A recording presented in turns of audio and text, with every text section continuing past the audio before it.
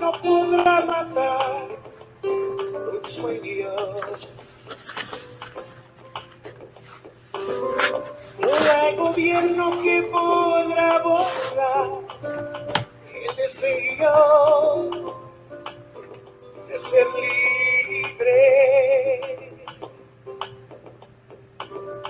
Grandeza que da su vida por su pueblo. Hubiéramos sido amigos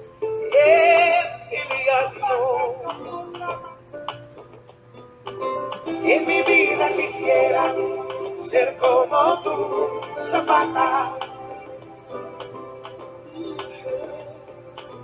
con amor y valor, mi pueblo Zapata,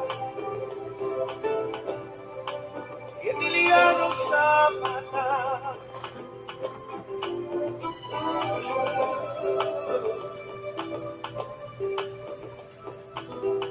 Grandeza que da su vida por su pueblo. Hubiéramos sido amigos, Emiliano. Cantando es mi forma de decir cómo te admiro. Y en mi vida quisiera ser como tú, Zapata, con amor y valor, mi pueblo Zapata, Emiliano Zapata.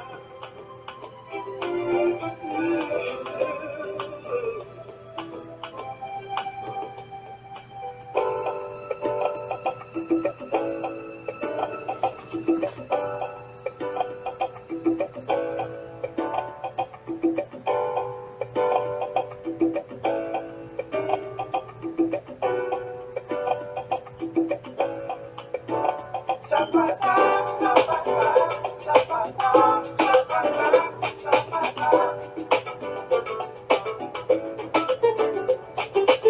Y en mi vida quisiera ser como tú, Zapata, quisiera ser y voy a ser. Con amor y valor, mi pueblo, Zapata, con amor y valor. Zapata, Zapata, Zapata, Zapata, Zapata. Ay, ay, ay, ay, ay, ay, ay, ay. El belleza que da su vida con su pueblo deberíamos ser, con amor y calor, y perdón, Zapata, con amor, solo con amor, podríamos ser,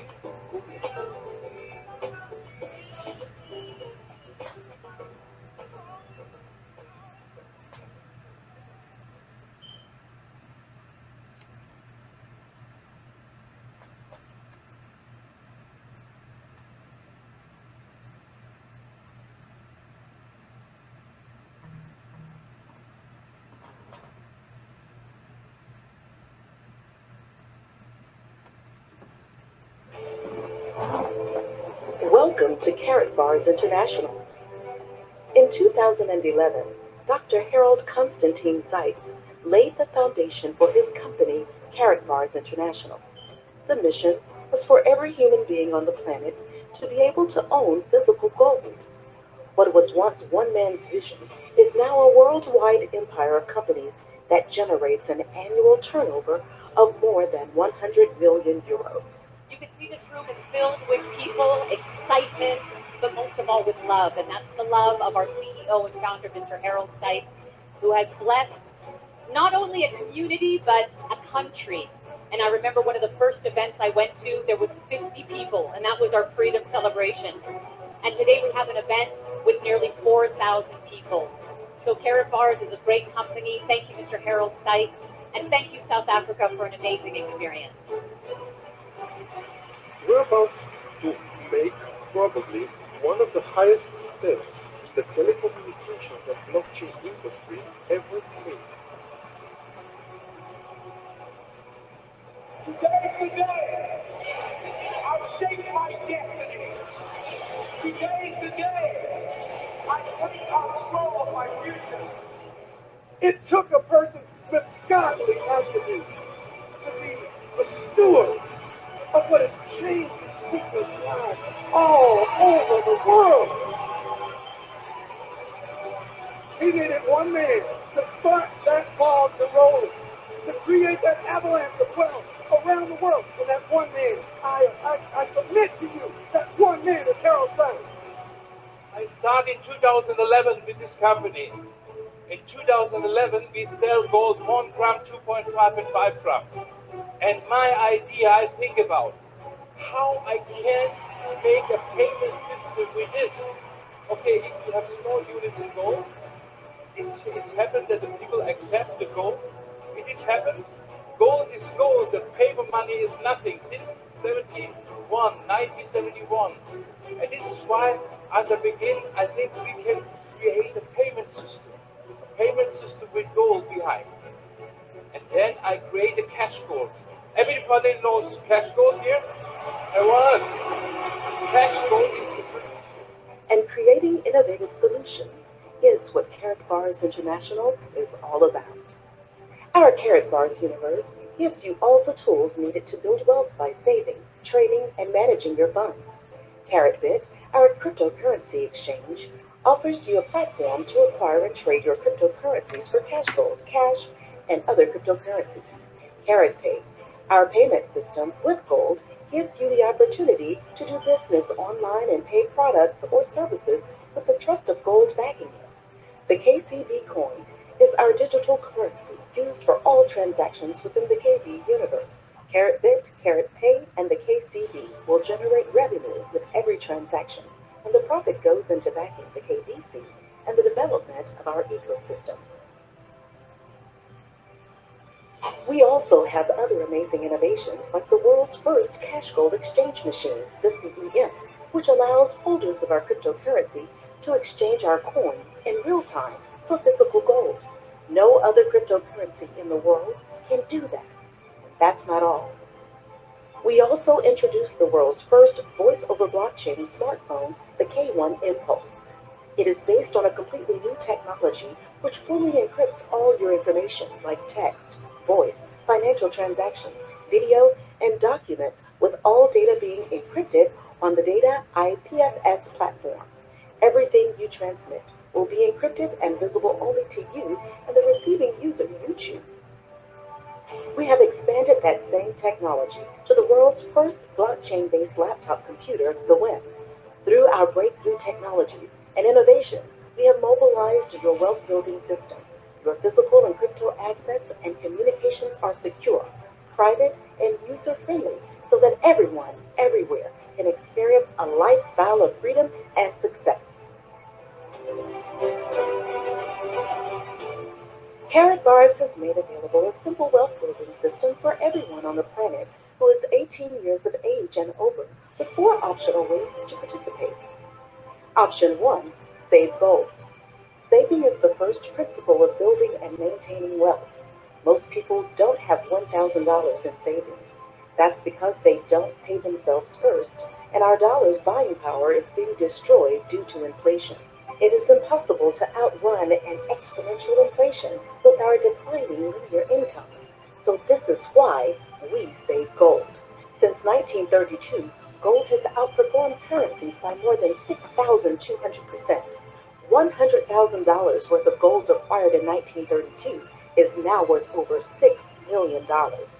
In 1920, you could purchase a brand new Ford truck for $645, or 1 kilogram of gold.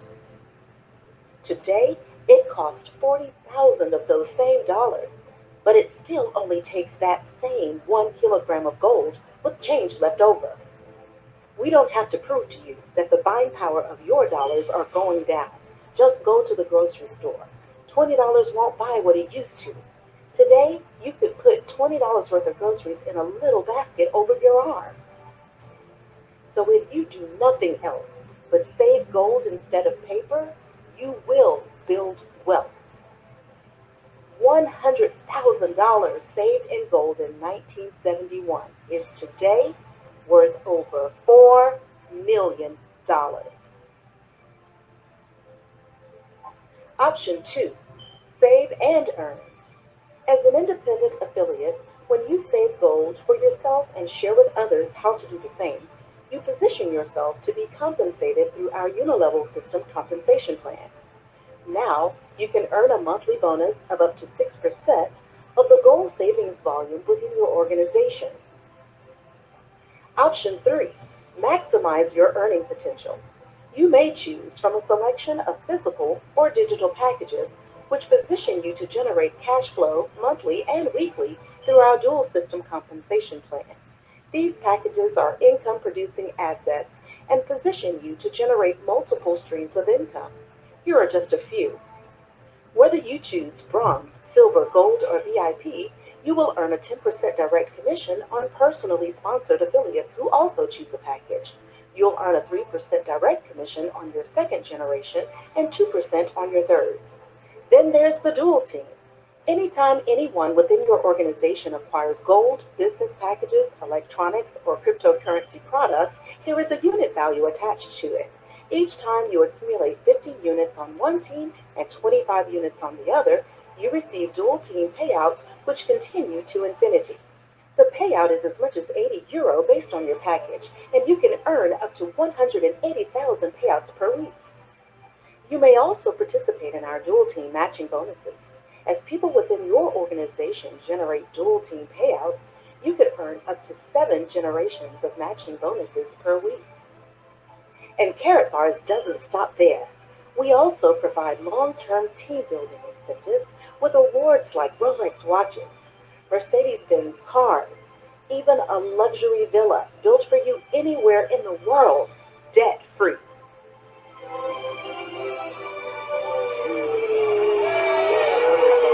Recognition. Put the word dream. Never give up on your dreams. Dream and dream big. If I can do this, so can you. So dream big. Get back with the person that shared this valuable information with you, and let's get you started building your dreams with Karatbars International.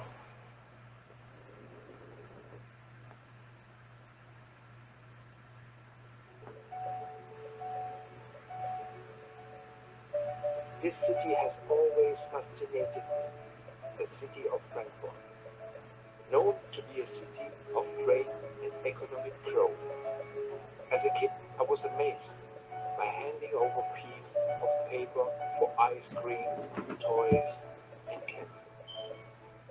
Handing over such a paper and receiving a toy racetrack in return. I just could not believe it. Where could I get this magic paper? This idea I couldn't get out of my mind. I started asking questions and read every book I could find. I learned the money was backed by gold as a paper form to save us carrying it around. Something of real value behind the paper. But everything was changed. The value was capped, and the gold standard, as it was called, was abolished. Since then, the value of money has been the biggest lie of all.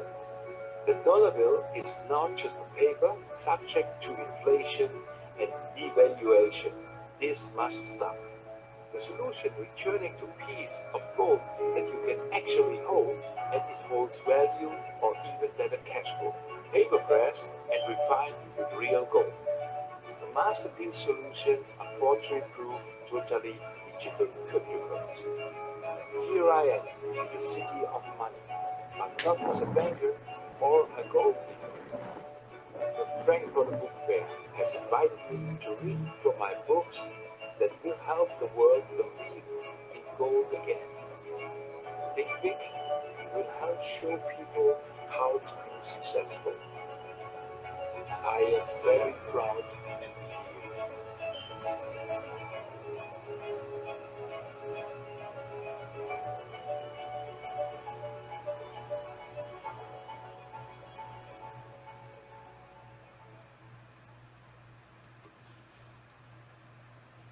Ready for Evolution, and welcome, welcome, welcome, family, to the 2020 Paper to Gold Run to Wealth Conference. I'm your brother and friend, Brother Eric Teray Muhammad, and I want to say thank you to all of you who took time out of your schedule. You could have been anywhere else on the planet. Well, maybe not anywhere else on the planet, but you definitely could have been anywhere else in your home or on your couch or in your chair, whatever shelter-in-place restrictions you're under. But you chose to be here with us, and we're extremely grateful for the opportunity to share with you on this day. This is our first attempt at this conference because there's so many things that we gain in the world as wealth builders, as affiliates of Karatbars International, and there's so much there for us to explore right in our own home with what we already have. And we have so many professionals amongst our family of wealth builders, you know, who have found ways to work within the promise, within the future of Karatbars International. And some of those ways and techniques you may learn of today. And we're going to move forward because we have an exciting presentation for you. So for those who may not know who I am, or not that that's really important, but my wife Falami and I are both independent affiliates in Karatbars International. We've grown more than 2,000 teams across the globe, and we help everyone as we try to help ourselves change the economic trajectory in our own lives and in their homes.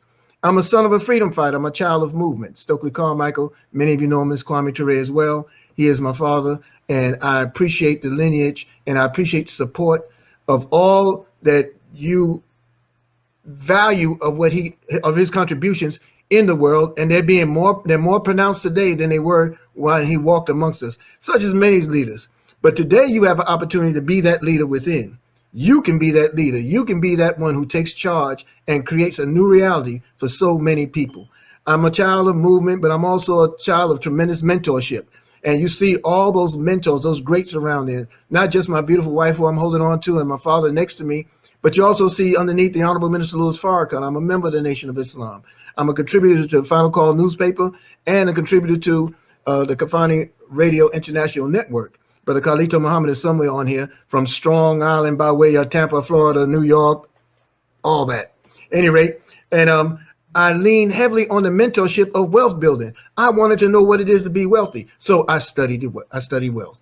I wanted to know how to control the leverage in the economy in my home. Therefore, I latch on to those who have done it. So I embrace Mr. Tyrone Best and Mr. Michael L. Dalco, and I embrace our leadership in our masterminds groups such as Team Freedom. You'll hear from many and all of them as the day progresses. Today, you're going to hear from Brother Tony Chambly of Core Financial Partners. You will also hear from Sister Kimberly Broomer Carroll from Keep Selling Properties. She's the COO there. You're also going to hear from the dynamic duo, Brother Kevin 2X Thompson and Brother Minister Jamil Muhammad of Team Freedom. Okay, and they have an extraordinary presentation they're going to make available for you today. And of course, what would we be without the CEO? All right. He is our living legend. He is our victory on 2 feet. He and his wonderful wife, Mrs. Monisha Dalco, Mr. Michael L. Dalco will be here constantly empowering others. He'll be on the scene today, as well as closing us out with the incomparable Mr. Tyrone Best, CEO and founder of Wealth Builders Worldwide. So I'm going to disappear off of this screen, folks.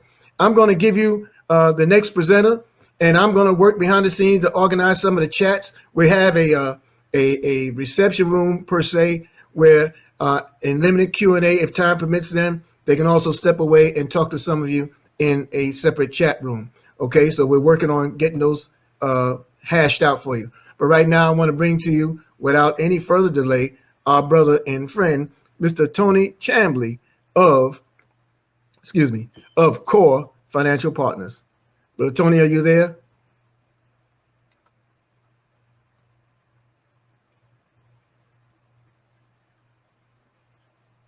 Are you in, Brother Tony? Or did I knock you out?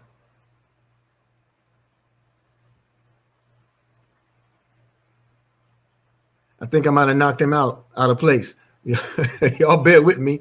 And Brother Tony, log right back in, and we should be able to bring you right back on.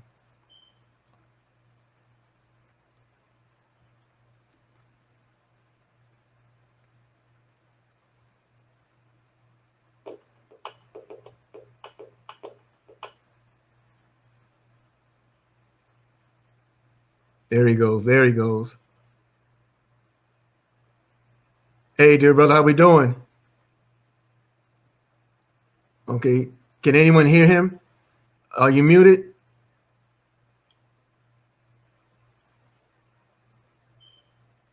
I see you up on one end.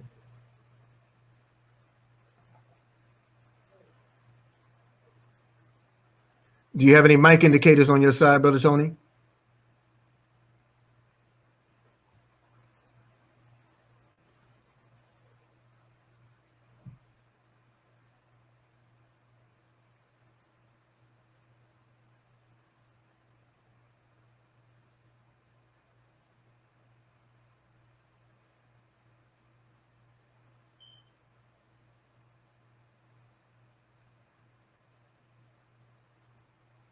Still having sound.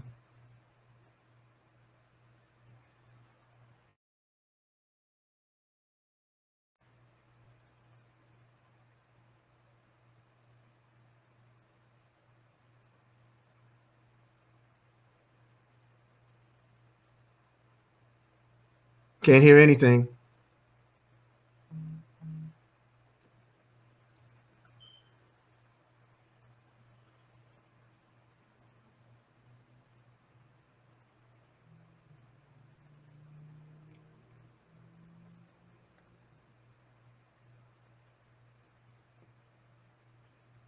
Are you all the way up on your side, volume-wise?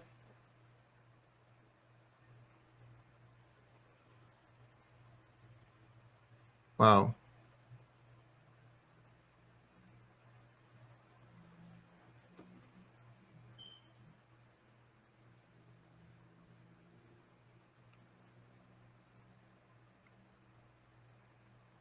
Bear with us, family. We're trying to work it out here.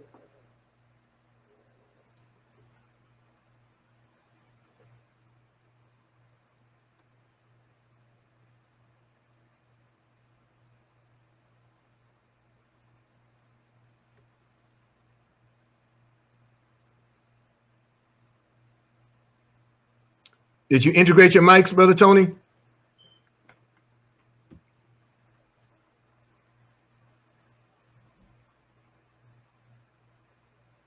No, sir.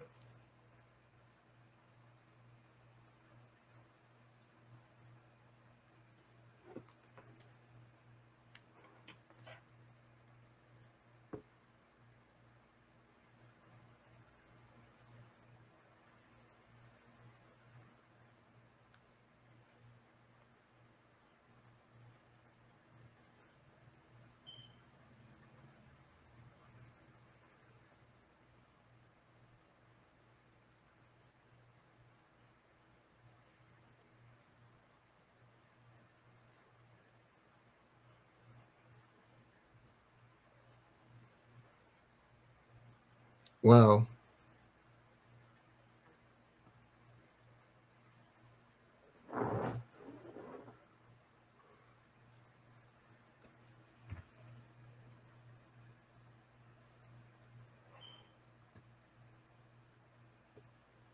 Are you trying to talk to me?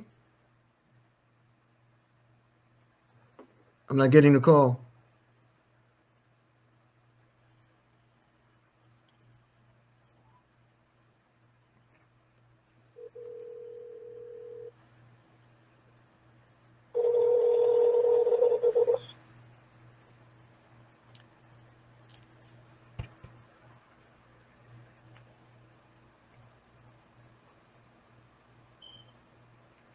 I'm not receiving you at all. I can't hear you.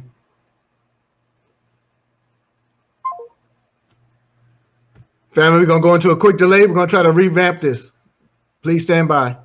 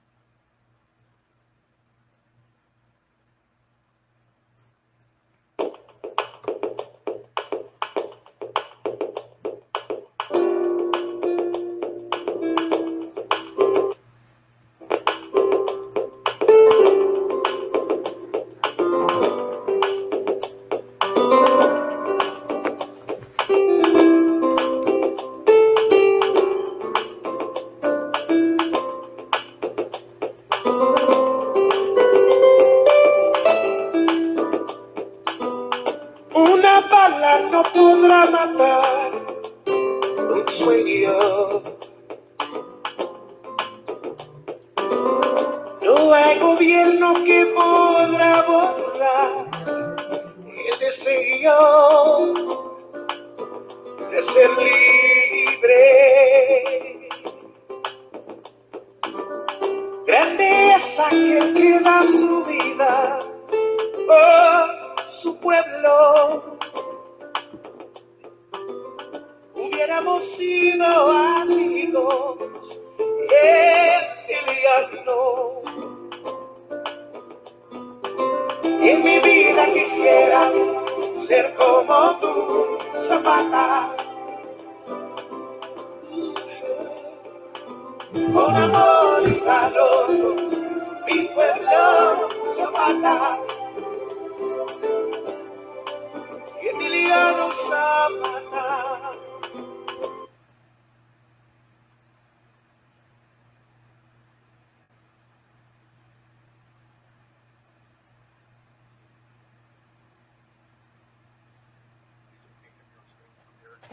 I don't hear you on screen. I only have you on phone.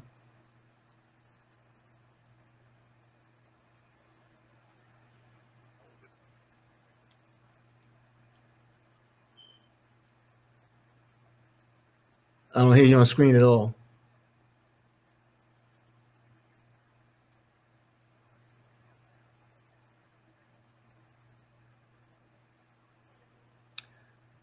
Let me see if I can rig another speaker. Stand by, everyone.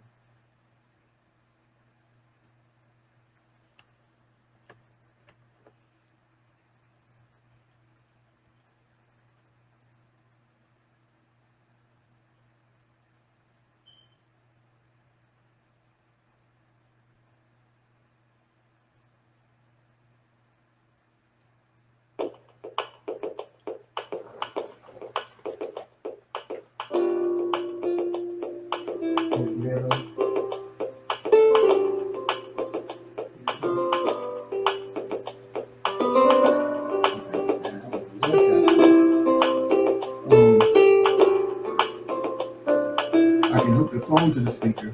I don't know if it'll come through. Una bala no podrá matar un sueño. No hay gobierno que podrá borrar el deseo de ser libre. Grande es aquel que da su vida por su pueblo. Hubiéramos sido amigos no. En mi vida quisiera ser como tú, Zapata. What about the share screen? The share screen. Con amor y valor, mi pueblo, Zapata. The share your slides. Emiliano Zapata. When you share the slides, you have a little button that says share the audio. Grande es aquel que da su vida por su pueblo. Hubiéramos sido amigos, Emiliano. Cantando es mi forma de decir. Okay, so how do you share your screen? En mi vida quisiera ser como tú, Zapata. Hold on, let me see. Let me see if we can switch over to Sister Kimberly and then we'll work it out. Right, stand by. Sister Kimberly, can you be heard? You tell me. Can you guys hear me? We can hear you. So are you ready to go forward with your presentation and we'll come back to Tony? I believe I'm ready. I just need to, I'm looking how I can share my screen because I have some amazing content that I want to share with everyone today. So I'm just looking so I can share my screen. But if you guys can hear me, and if you can just walk me through that part, I am ready. I have some All great right. things I want to share. Okay, so brother Tony, I'm gonna take you off screen. We're gonna work on yours on the back end while Sister Kimberly does her presentation.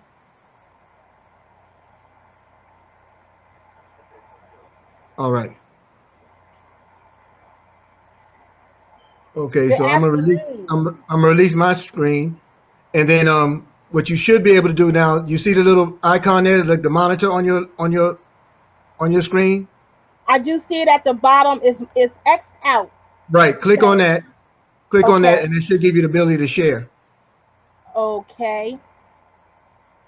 Select a window or screen. Run to Wealth PowerPoint. Allow. Let me see what you see. How we look. It's coming up. There you are. Now you just need to hit that little window if you want to do the full slide. You know how to do that, right? I hit the full window to do the full Okay. slide. Can you Up. see it? You want to work from that screen, or you want a full screen of the slide? I want a full screen to slide. I hit the window. It should be popping up pretty soon. Okay. But I see your presenter slide. So just go to the top there, your top left, you see auto save, then you see the icon for the save button. You have an undo button, you have a refresh button, and then next to it you have a screen. yep, I hit. You know what? I hit it, and it's on Okay, the, then it's on the it presentation should. view. But I think it might Okay. be a little bit delayed. All right. It might be a little bit.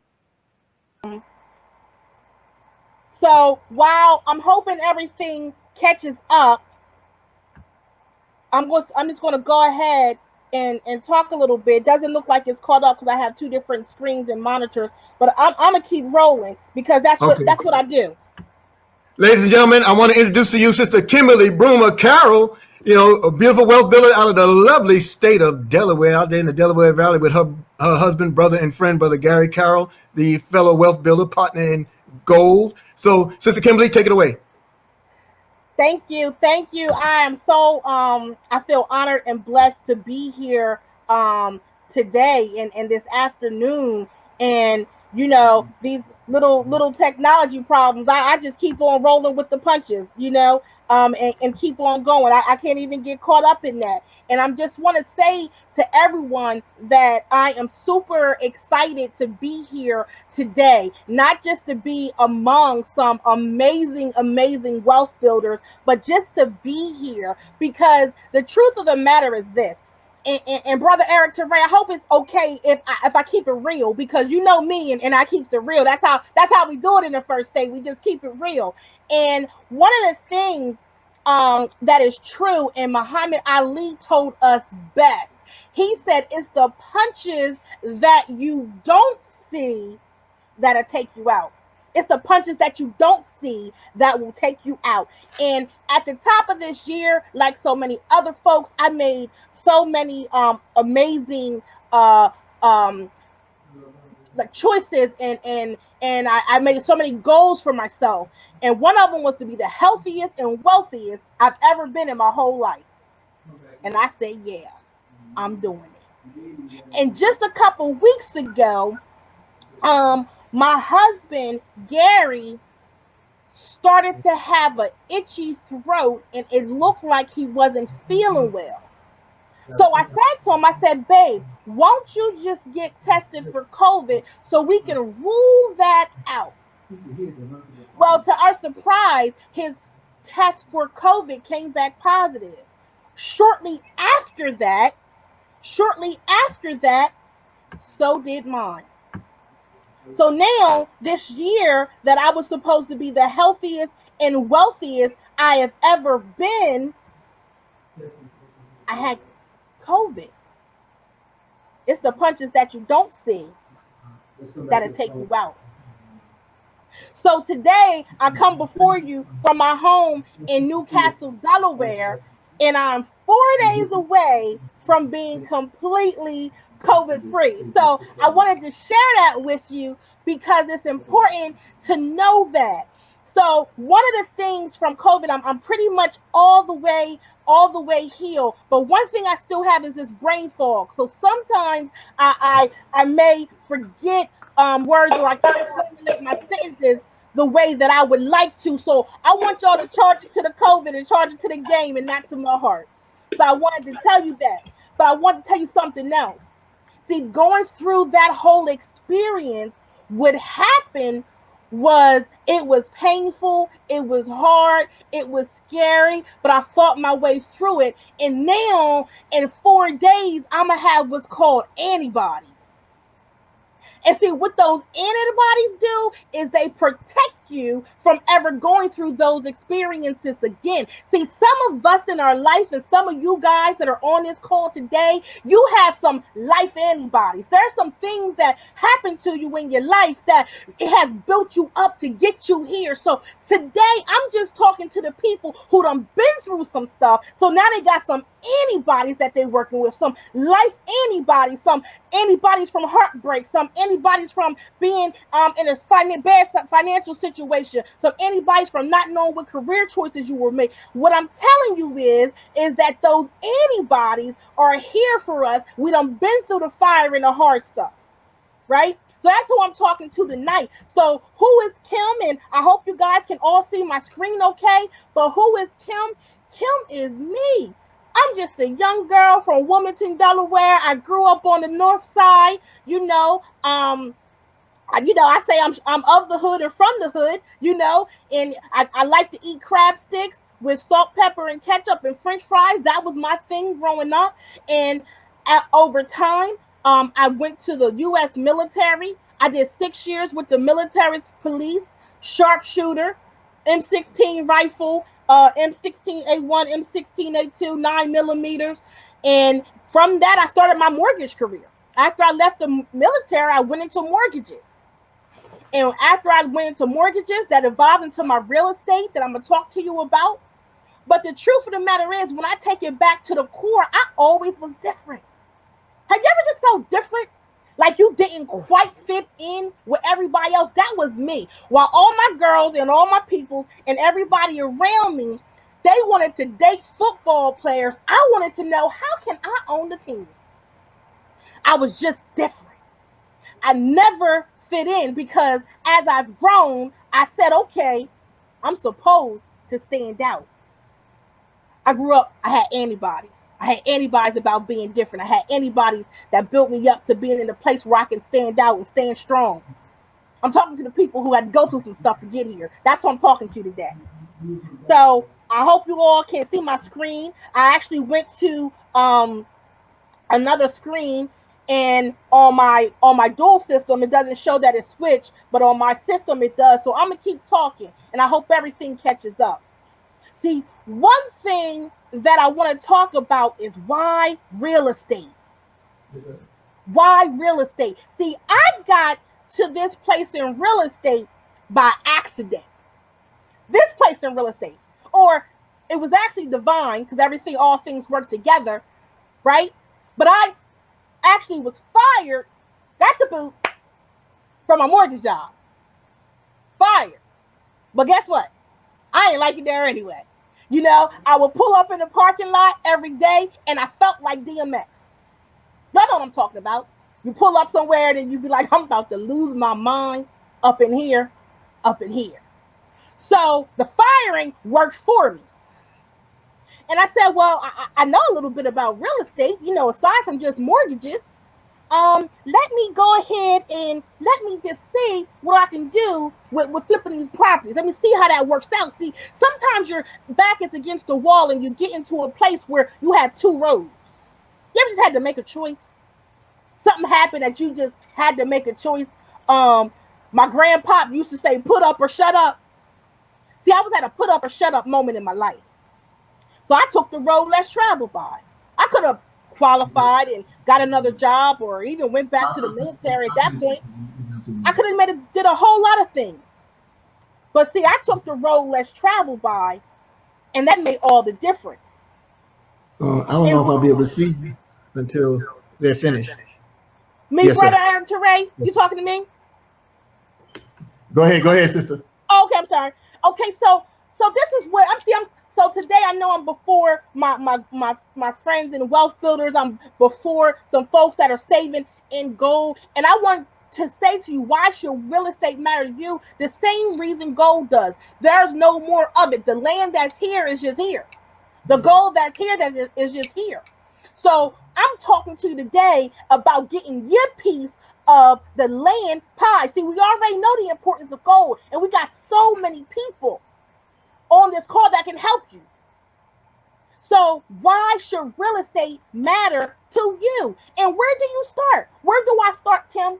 Real estate sounds great, but it's a little bit confusing. Where do I start? See, I'm going to give you the tools and tips today to tell you where to start, how to start, so you can diversify your financial portfolio and add real estate into what you're already doing. We getting ready to take the road less traveled by. So you may have come into this presentation today, okay, dressed real nice with your nice shoes and everything, even though we couldn't, see you over the screen. I know how wealth builders get down. We fly. But see, right now, what I want you to do is just lace up your Timbs and lace up your boots, because we getting ready to go on the road less traveled by. See, we want to start right at the beginning. When it comes to real estate, you want to start at the beginning. And at the beginning in real estate is being a first-time home buyer. Starting at the beginning of real estate is being a first-time home buyer. This is my motto. No matter where you live, you got to pay to stay.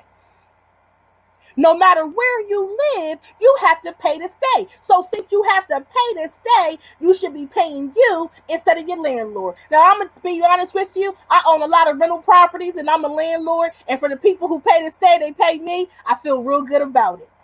But the truth of the matter is, we have to go ahead and start by owning and acquiring our own homes. Real estate and being a homeowner is one of the first and very most important steps to close the wealth gap. So what does this have to do with gold? Right? You're like, Kim, this is about gold, and I want to know, what does this have to do with gold? See, this is where it's about to get good. So if you didn't come to this with a pen and paper, and you're not fully prepared to take some notes, now is the time that you might want to go ahead and get that. I'm going to give you about 30 seconds. Just go ahead and go, because I'm getting ready to drop something on you. I'm getting ready to blow your mind what I'm getting ready to tell you about what real estate has to do with gold and how gold can help you leverage getting to your next level in real estate. I'm going to give you 30 seconds. Go ahead and get that done, because you want to hear what I have to say. This is about to get good. This is where it's at right here. You ready? Assets. See, what happens is real estate is an asset. Gold is an asset. And you can leverage your gold to get more real estate assets. Let me tell you how. And I want you to pay real close attention to me. See, remember in the very beginning, I told you my background is in mortgages. My background is in mortgages. So I got my mortgage banker hat on. I'm talking to you right now. And see, when you qualify for a home mortgage, you have what's called assets. And the more assets you have, the better loan terms you can qualify for. The more assets you have, the better loan terms you can qualify for. With real estate and gold, listen to me now. See, my Wealth Builders family, we have what's called Carrot Pay. Y'all see where I'm going with this? We have an account called Carrot Pay. We just log on, we put our credentials in, right? We can pull up our Carrot Pay account. We can even go to my gold, right? And it tells you how many grams of gold and how much gold you have. Hello, we can provide our mortgage loan officer, and I work closely with mortgage loan officers that can do these type mortgage loans in the continental U.S. and U.S. Virgin Islands. And I can give you more information at the end. So I'm not just going to drop this on you and leave you. I got you. You can provide that statement, print that out, provide that to your mortgage lender, and the amount of gold you have is counted as an asset. They count that as an asset the same way they would do stock. You don't have to liquidate your gold. You don't have to sell your gold. You don't have to pawn your gold. You can leverage having your gold in your account, your gold savings account. Come on, y'all. We're telling you, I'm saying, hey, saving gold. And then one of the questions that people always say, well, what I'm going to do with that? How about you buy a house? Because you got to pay the state. You got to qualify for that mortgage. Come on, you see what I'm saying with this? This is just so good. Your mortgage loan officer can use your gold. See, this is something that you can only get in the Karatbars world. Because we can prove how much gold we have in our gold savings account. They qualify it the same way they do stock, meaning they take a percentage of it. Because as we know, the price of gold goes up and down. So they take a percentage of it. That's huge right there. That's huge right there. And then after you buy your first home, see, that's when you grow your real estate portfolio. Flipping properties, wholesaling properties, your rental portfolio, multi-units, purchasing real estate notes. All these things are things that we can do to leverage our real estate portfolio. Once you become a homeowner and you take that first step, it opens up so many things. Now, I am on a time frame, so I can't go into each and every detail on today about how you can leverage your real estate portfolio, but I want to just give you a few. I want to talk to you first about flipping properties, because that's what I do. I sling them. I sling properties, right? So when you flip a property, that's when you come into a situation where a house is distressed. This is a distressed kitchen in a house that I purchased. And what you do is, and I'm going to give you some free nuggets. You got that pen and paper? I sure hope so. Because what you do is you take the ARV, the after repair value, the value of the property once it's fully repaired. And then what you do is you multiply that by 65%. I'm getting ready to give you a wealth building equation. So write this down. You multiply that by 65%. Then you subtract the renovation cost. And that's what you buy the house for. See, some, in the industry, it's called the maximum allowable offer. I call it the money-making offer. You get that equation right, you're going to make money. And I'm talking about currency. And then you take that currency, and then you do what you do. Because I got other people that are coming behind me today. They're going to tell you what you can do with this currency once we get in this real estate game. And see, you renovate that property into something beautiful. Y'all see that? That's the kitchen that started out rough and rugged. I was scared to go into there, but I did it. Fortunately for me, my husband's an expert contractor. He's phenomenal. That's his work. That's leather felt granite right there. And flipping a property is when you take a property, you completely renovate it, and then you bring it up to the after repair value or higher. You completely renovate it. That's flipping a property. So when someone's talking about flipping a property, they're actually talking about doing some level of renovation, whether it's just cosmetic, a semi-rental, a renovation, a full renovation where you're gutting it out down to the studs. This house was gutted out down to the studs. That's flipping a property. That's flipping a property, physically flipping a property, and it's a beautiful thing. And then I want to talk to you about something else with real estate. It's called wholesale. I love wholesale because, see, you're not even touching anything. You're like a matchmaker. You're like a matchmaker. High level, what you do with a wholesale is you find a motivated seller and a motivated buyer, and you put them together and you get paid in the middle. See, what's so beautiful about wholesale is you actually don't do any work and you get paid simply by pushing paper around. I'm going to drop something. I'm going to give y'all a secret. I don't know if I should do this, because people pay top dollar to come to my seminars to get what I'm about to give you right now. Take these notes. See, the way you do a wholesale and you tie it all together is you put the property under contract. And if I was putting the property under contract in my business name, it would be Keep Selling Property and or Assigns. Y'all catch that? I just dropped it. I just gave it to you. See, when you do that, that means you putting the property under contract, but you can sell that property. And what you're selling is your equitable interest. Write that down. You are selling your equitable interest, which means I don't own the house. I'm just selling the interest, which means I can go ahead and put a property under contract for $20,000, go over here and sell it to Bob for $30,000. My equitable interest is $10,000. I'm getting paid that. I'm showing you how to get this currency, and then my brothers that are following up, they're going to show you what to do with that currency. This is amazing. It all started with me buying my first home. I'm going to tell y'all about my experience buying my first home. Gary did not want to look at more than 3 houses. You know how ridiculous that was for somebody in the industry, how picky I am, and Gary did not want to look at 3 houses, and we bought house number 3. Well, let me tell you guys, the 3rd house we saw, let me tell you, we are still in our first house. We have made so many great memories here, and I can't wait into the next house. Let me tell you that too, okay? But wholesale was an opportunity for you to get paid from moving paper and real estate. I told you the sentence and how you would have to put it under contract. I dropped that jewel. I hope you picked it up, what I was putting down, because that's how you tie it all together. You're getting paid on your equitable interest in real estate.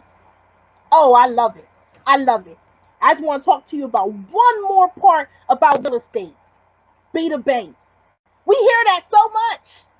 We hear that all the time. Be the bank. Well, let me tell you, when it comes to real estate, what I mean by be the bank. That's when you buy notes. All mortgages are secured by a mortgage note.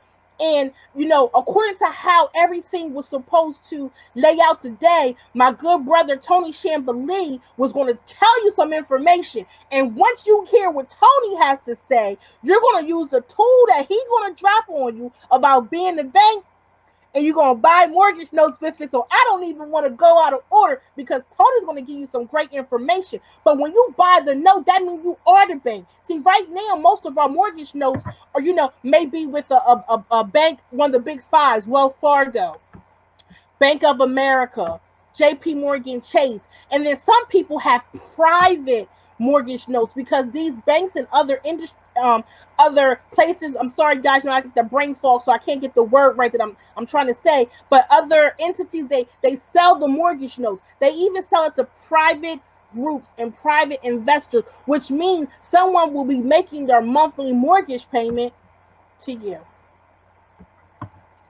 You may buy a note for $100,000, but there's a $250,000 mortgage on there, and you're going to get paid $250,000 plus the interest. You see what I'm saying? And that's money that's coming in every single month for you.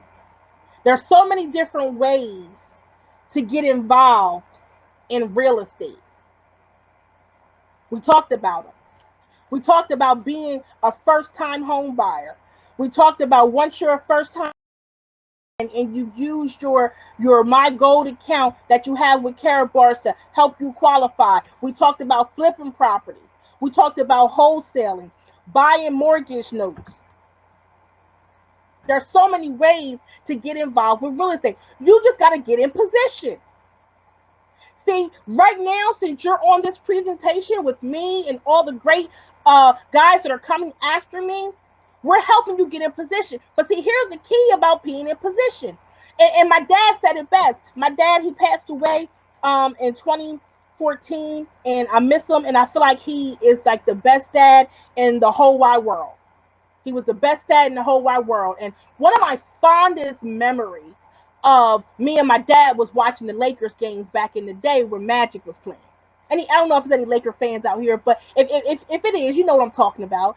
And so my dad swore to me that the reason the Lakers were the powerhouse team that they were was because of Magic.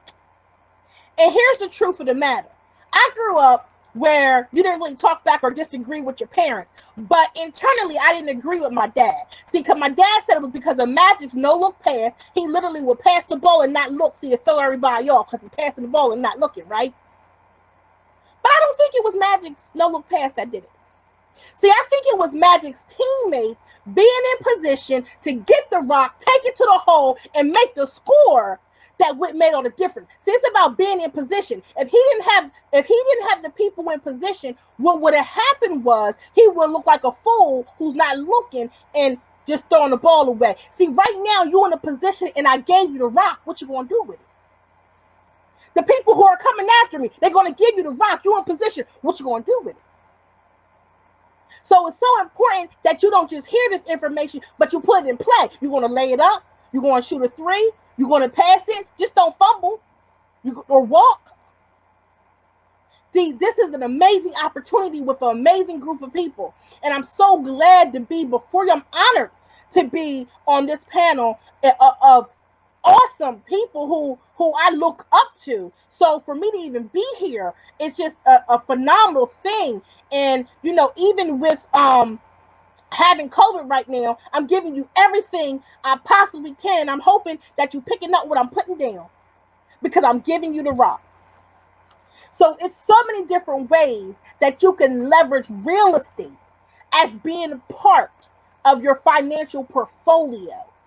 And if you want an opportunity to learn more, because there's no way I can give you, I've been in this real estate industry since 2006. There's no way I can give you everything I have in this brief time. But if you want to connect with me and you want to learn more about real estate, I want you to.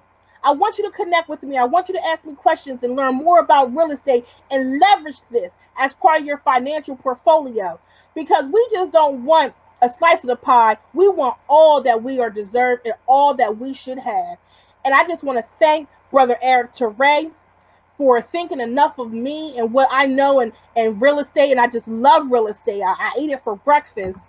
To allow me to be before each and every one of you today. I consider it an honor and a privilege. An honor and a privilege. And like I said, just to be before you and dealing with COVID and with somebody that has asthma.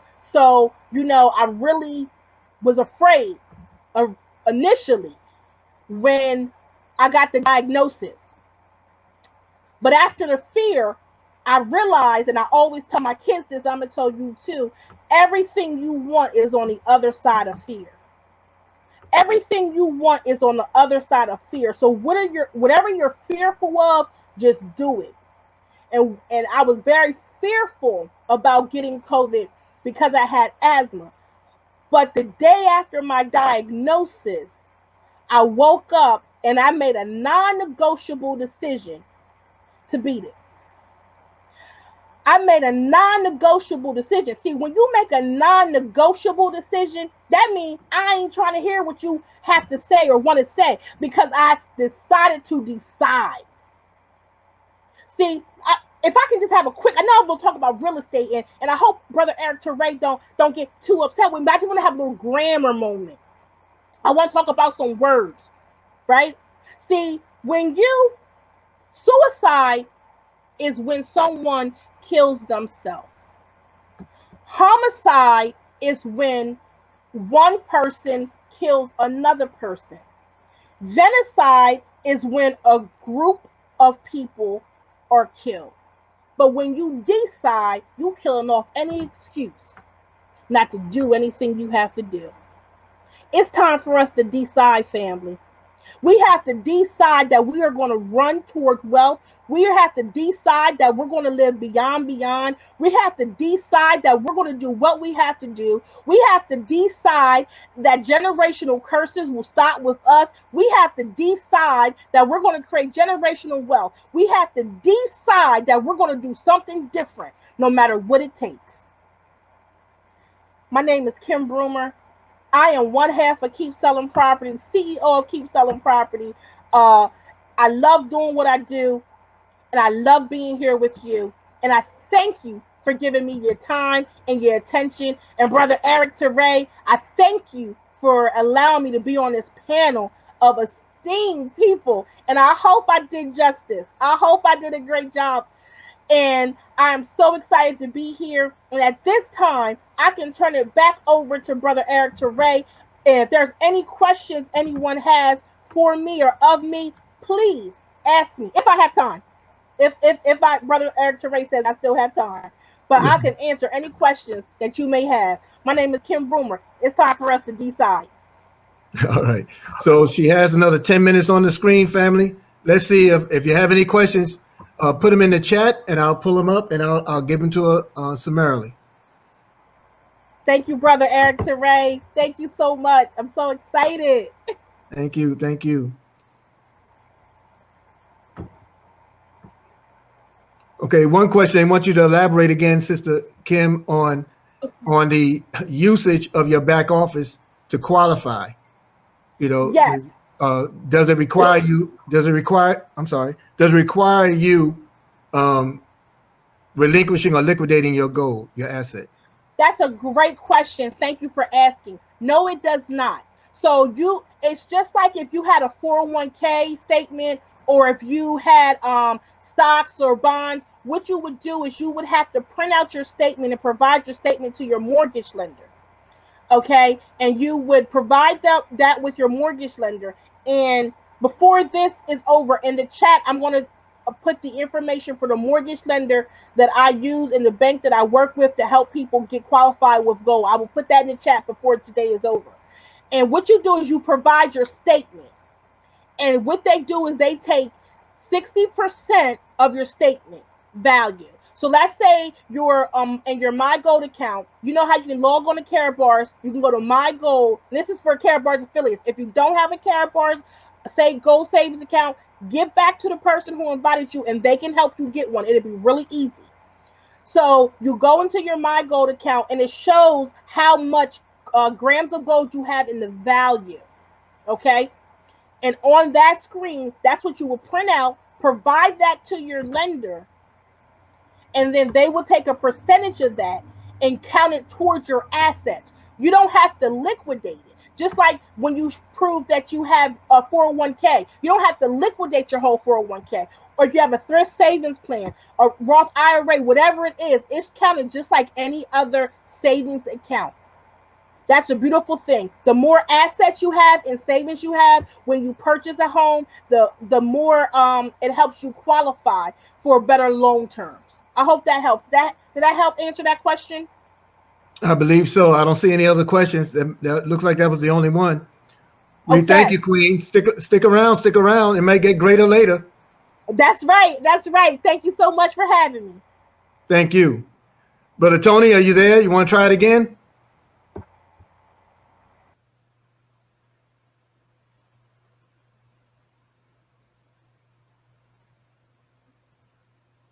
I see you. I see you in the backstage, brother. You coming in?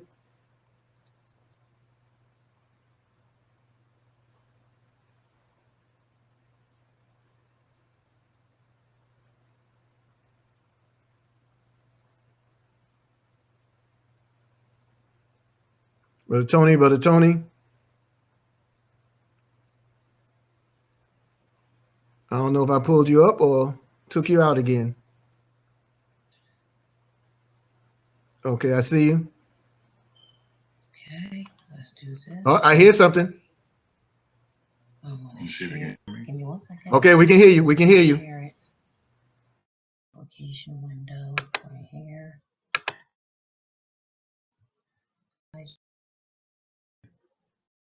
Loud and clear. Family, allow me to introduce you, Brother Tony Chambly of Core Financial Partners. Take it away, dear brother.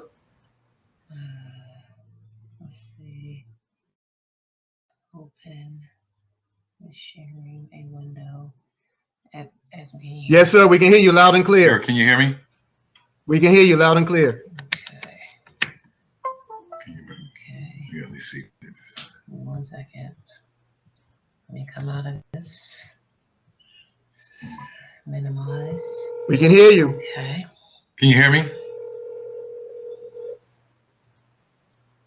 See right there? Yeah. That. Sharing that. Hey, Eric. Yeah, we can hear you loud and clear. Go ahead. You're good to go. Oh, okay. We're good to go. Okay. Thank you. All right. He said we can hear me. Okay. All right. All right. Let me put this on. Okay. Application window. You can bring up the preset. I'm trying to. Okay.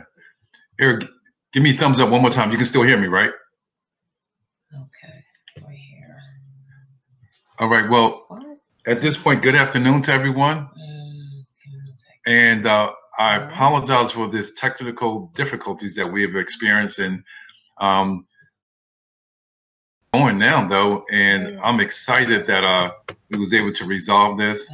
And I'm trying to just make sure I get a alert that you can hear me one more time. We can hear and you. as we are bring your pulling up camera the back up. presentation. We can hear you. Bring your camera back up.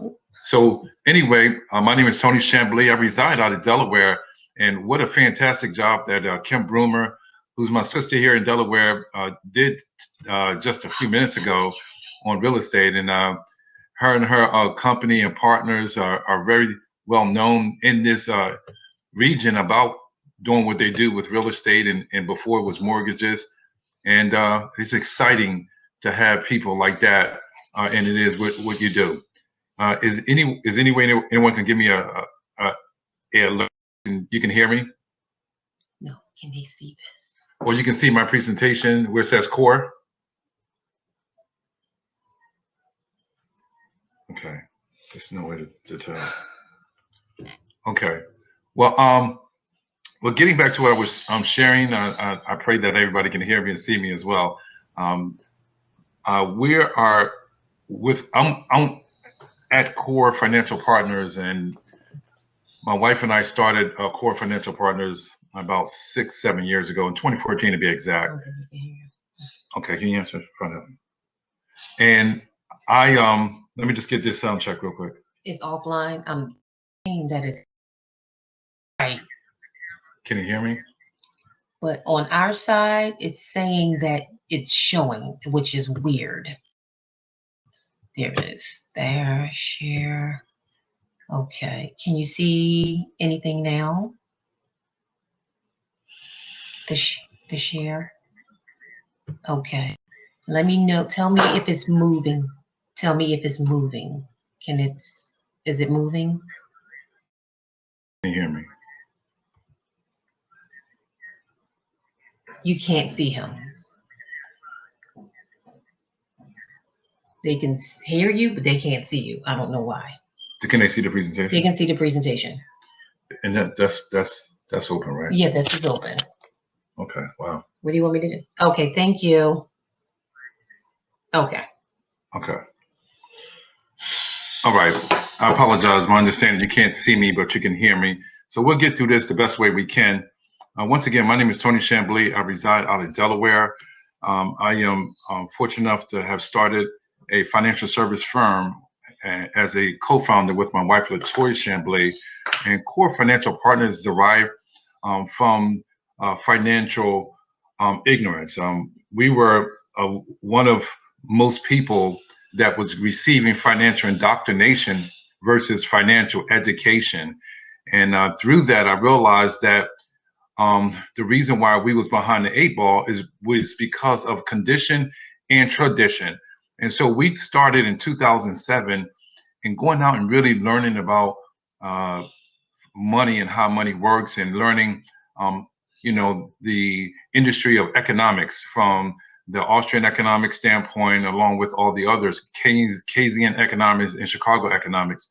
And it led us to understanding how it all works. And my mentor made it very clear with us is that when you know what's going on, you know what to do. And I found out through this is that in the financial industry, and I don't mean to offend anybody that's in the industry, but however, in the financial industry, I've learned that most financial people in the industry know enough to believe they're right, but don't know enough to understand that a lot that they don't know, that they think they know is wrong, right? Meaning, in other words, that there's other things that are happening in the game of the financial world that we live in that most are not privileged to. And so, falling into studying economics had us learn a lot about the truth about money. And that's what we put our company together to be able to do, is to teach financial education. And that's why Your Goals is our crusade. So in the next few minutes or so that it takes, I'm going to run through some information that is going to empower you because of the information that it is. And it's going to challenge some of us from our traditional way of thinking and now to give you some uncommon information as well. And if you're anything like me, you would have wished you would have known it 20 years ago. So let me get into it and see where it leads us to for where you are. First thing I want to talk about is the principle that you want to build upon. We call it our 4 core pillars to financial significance. The first pillar, that is all about eliminating bad debt and acquiring good debt, right? Eliminating bad debt is a mindset that says, I want debt to spend versus having debt to earn. And we've of the mindset to use debt to earn. And I think of it in a way of, if I had a chance to have $30 million in my possession, do I want to earn it or do I want to leverage it and borrow it? And I would rather borrow, because the person that earned $30 million, $30 million would pay half of that back in taxes, and that would kill their wealth. But a person that understands how money works would rather borrow the money, because borrowed money cannot be taxed. So that's one principle that hopefully you grasp and learn more about. The second principle is creating a pool of money that take care of life expected events, emergencies, and opportunities. Those 3 reasons is why we are always in need of cash.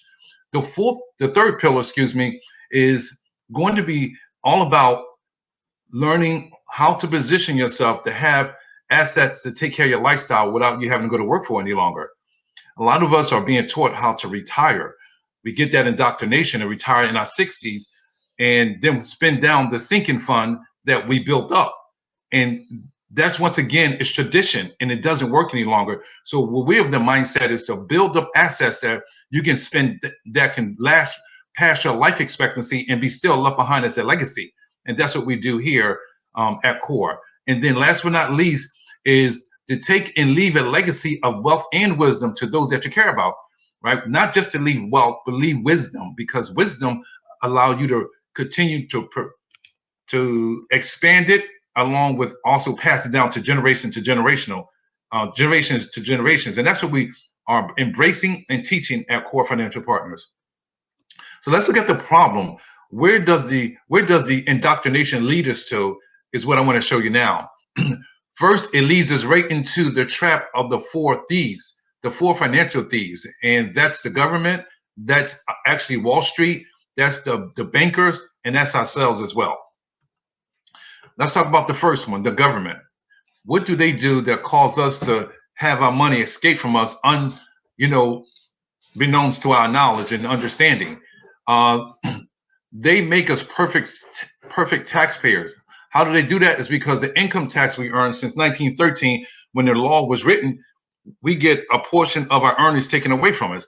And then we also have capital gain taxes. When we grow the money, we put it to the side and grow it. Where most of us put our money, Uncle Sam gets a piece of that as well. And then when we move on and pass on, we leave money through estate taxes. And it's just a way to get our money. And here's the 4th way, and that's inheritance taxes as well. So what we do at CORE here, how do we avoid and elude giving away money unknowingly and unnecessarily? And that's one of the ways right here, is making sure that we minimize how we pay taxes. Taxes is, as you see there, is the large portion of our earnings go back out in taxes. Interest is 34.5, taxes is over 36%, and the rest is our lifestyle. If we look at taxes, let me show you the impact it makes on us without us really understanding it, and worse than that, even seeing it. If you had money in your possession, say you had $1, and you was able to double your dollar every day for 20 days in a row. So think about that, and the math is right there. $1 every day, right? So you're getting 100% return every day for 20 days. You will end up with over $1 million in 20 days. If you had 17% of that money be paid to taxes, right? This is where taxes can compound and affect your wealth building.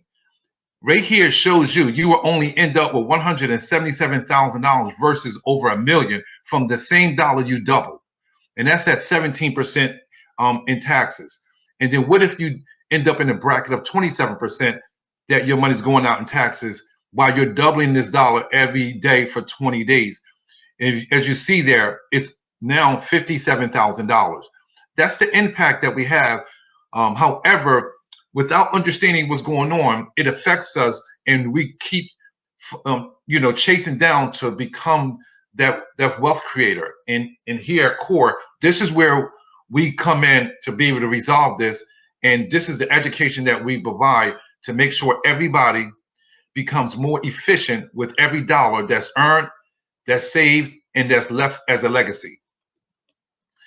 So quick question. If we now see the cost of having money to be taxed, would you rather have taxes come out on the seed of you getting it or on the harvest of you growing it, right? Which one would you rather have? Because the seed is you're only going to pay taxes one time, but a harvest keep regenerating, taxes on every dollar that you earn that it multiplies from. And so the way we've been indoctrinated with qualified plans like 401ks and 403bs and thrift accounts, TSP accounts, things of that nature, we're choosing the latter of the two. We're choosing to pay taxes on the harvest. And this where lies the problem with most people building their wealth, right? And here we want to make sure that we understand that better and get better informed in that area. Here's why we have to look at the future of our tax liability probably being larger than lessened. Most people believe they're going to owe less taxes when they retire, and it's not true. We have here a fund debt clock that is unpaid, that the government already feels good about how they're going to get this money and get these debts paid down through these qualified plans, and where people put their retirement money for the future. And that's why we don't believe in less taxes later. They pretty much, when it comes to the government, they own the chartboard and the chart. And the reason I say that, that means that they can erase the laws on the books right now and change them in the favor of getting every dollar possible from us as we reserve this money for our second life, which is our retirement. And this is where we leave our trust in a institution, in a government that I have questions about whether they have our best interests in mind, just to be real with you and to be truthful. So this is where we have to think about and consider what other alternatives could we have, or would we have. Let's talk about the second thief, Wall Street. Wall Street kind of gives us smoke screens as well.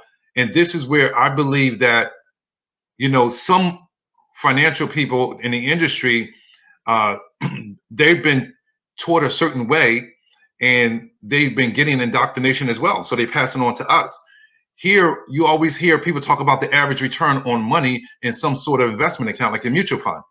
However, the true number that we should be seeking out is the actual. And I want to show you what that means right here.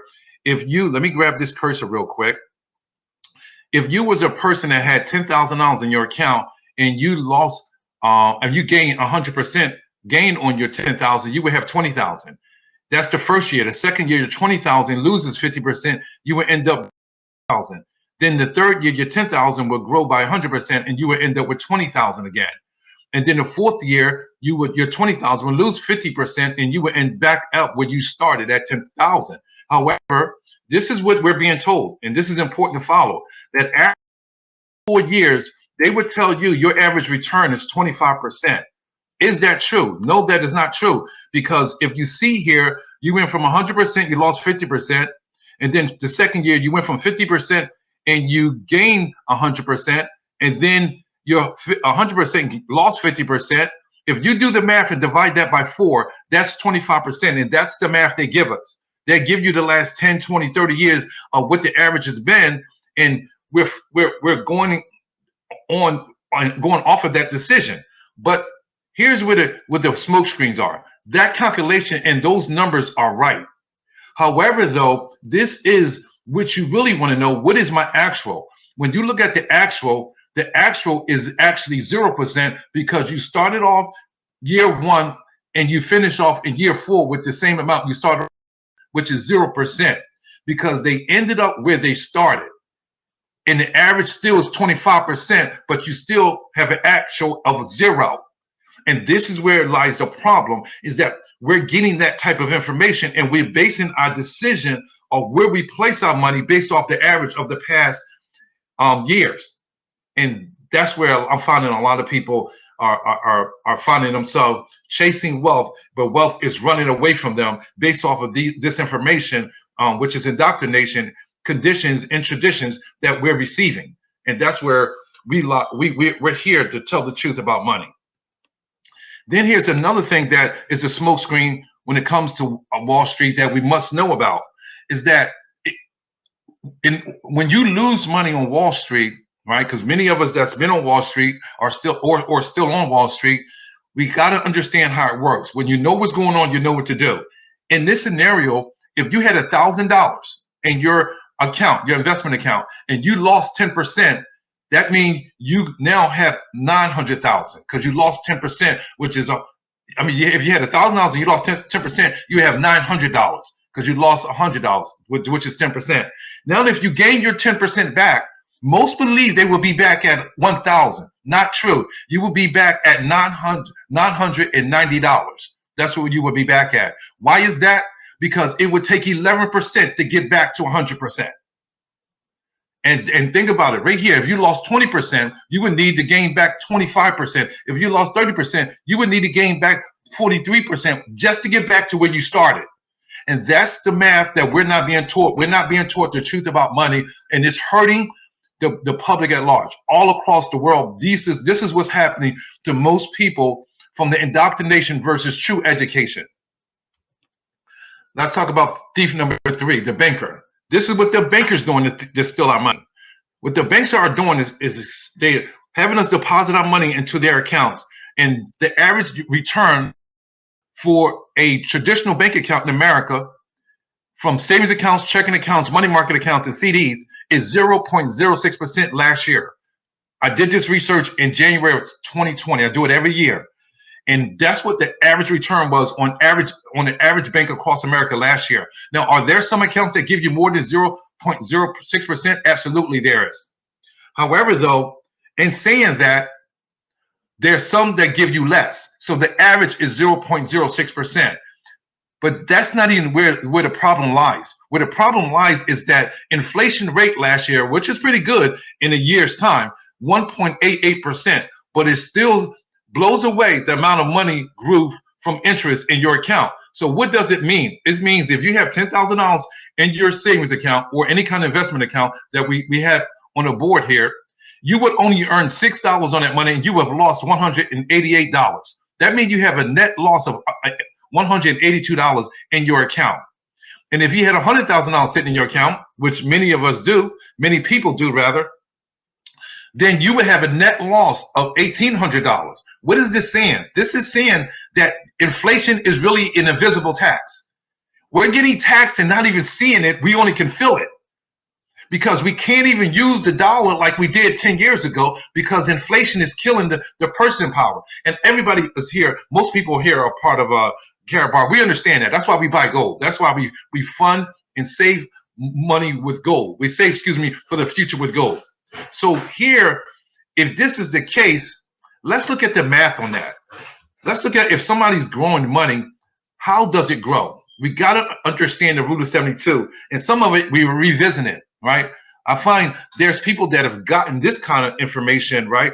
But we got to apply it to our lives, right? How money works and how it grows.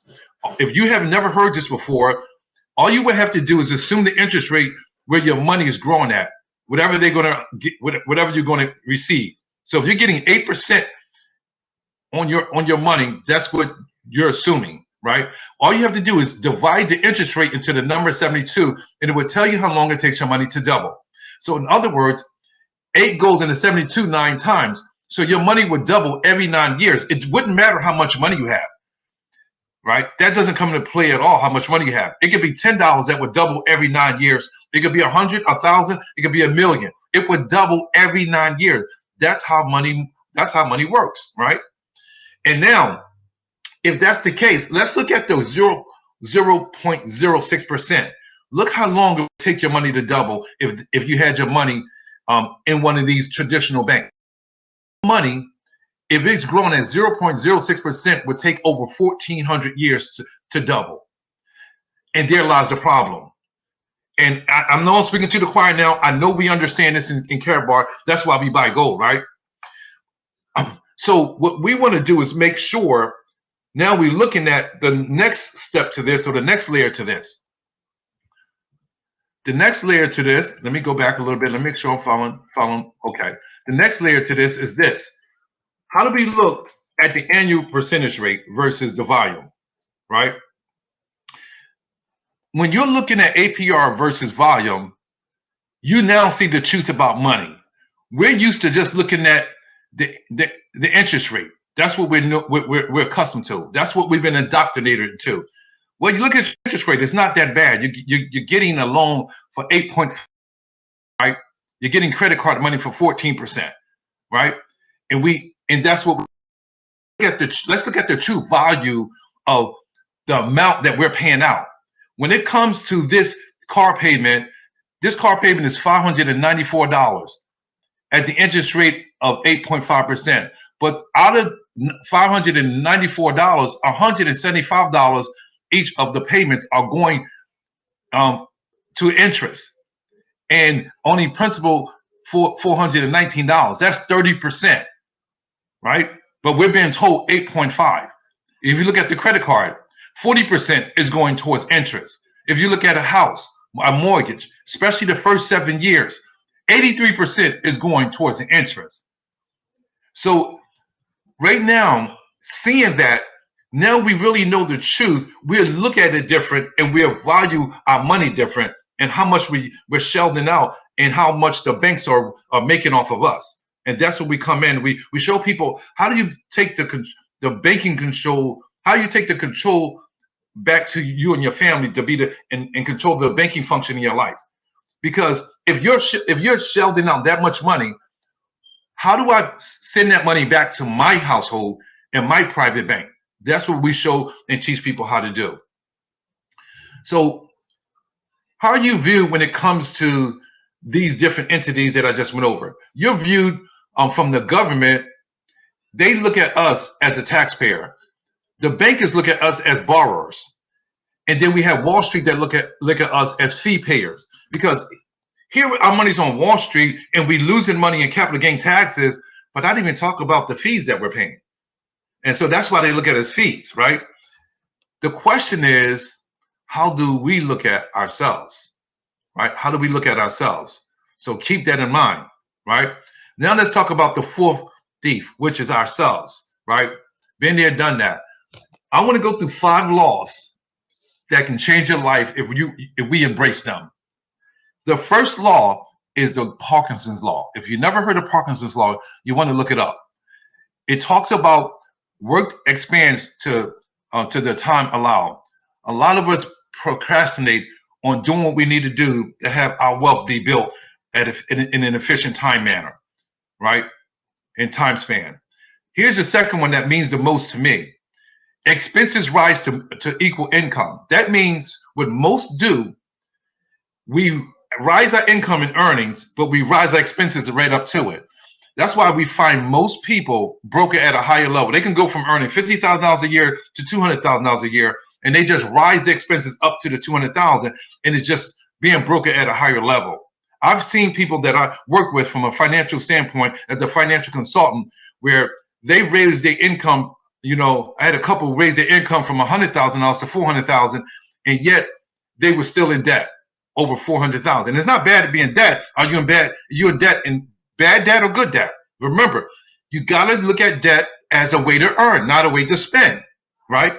So my point here is we got to, if they kept their income down, expenses down to $100,000 and earn another $300,000, that's where the wealth lies. If we can beat Parkinson's law, you can get wealthy in the most efficient way in the most efficient time. And that's important to remember. The next thing is Willie Sutton law. Willie Sutton law is just about wherever wealth is accumulated, someone would try to steal it.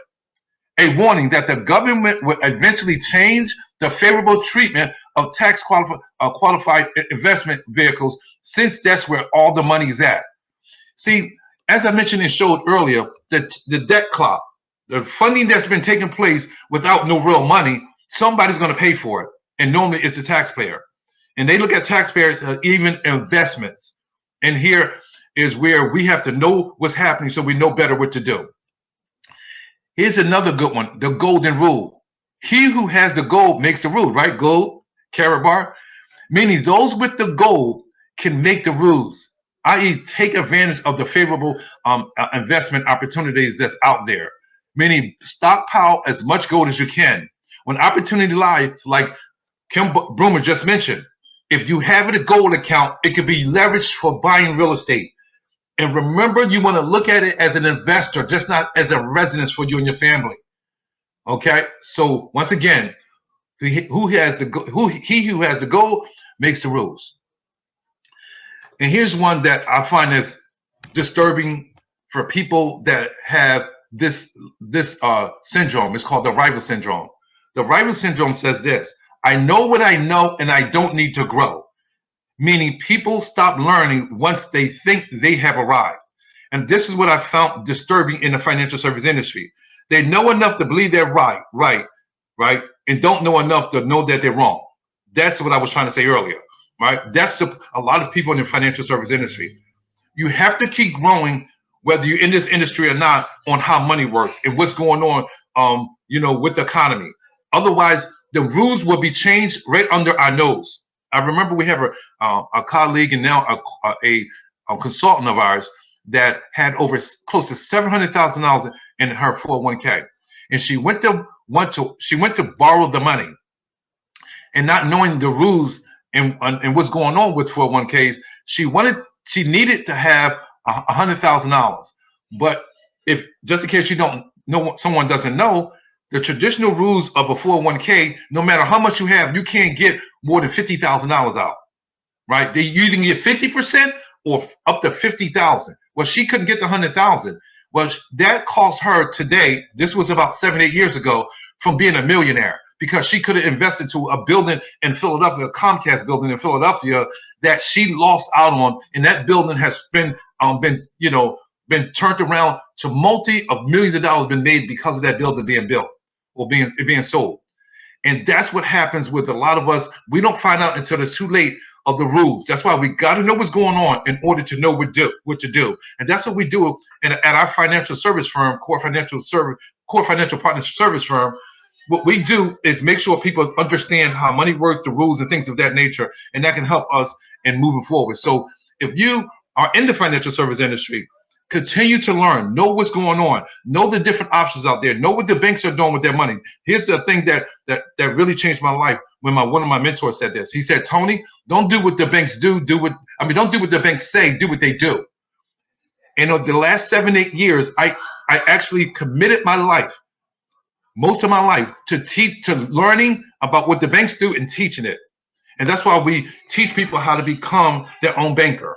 Okay? So please don't feel like you know enough already, because there's so much more to learn. The last one is use it or lose it. You must inspect what you expect, right? Meaning that even successful people, even people with infinite banking, which is to become your own banker, must implement the discipline in order to get the results, right? So inspect what you're doing with the monies you're making and how you invested it and how you're allocating it. It matters. It really does. Don't leave it up to someone else to tell you what to do with your money. Become financially educated. So what is the solution? The solution is actually financial education, right? Financial education is the only way to really work your way into where you want to go and work your way out of a situation that you're in right now, right? More money doesn't get or keep you out of a financial situation. Only financial education does. I learned this. That was the first thing that woke me up in 2007. I read a book, Why We Want You to Be Rich, and it changed my life because of that statement right there. I have done a lot of self-development at that time, right? But the one development that I did not receive or I did not acquire was financial education. I got academic education, right? I got fundamental education, but I didn't get financial education. Okay. Now, when it comes to financial education, how do I gauge where I'm at? It's important that you don't just receive the financial education. It's more important to kind of gauge where you are and raise your financial IQ. See, financial education is just the information. It's the knowledge.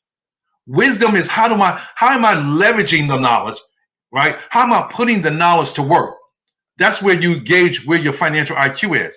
So what we do at our firm, Core Financial Partners Firm, we actually look at and do an assessment.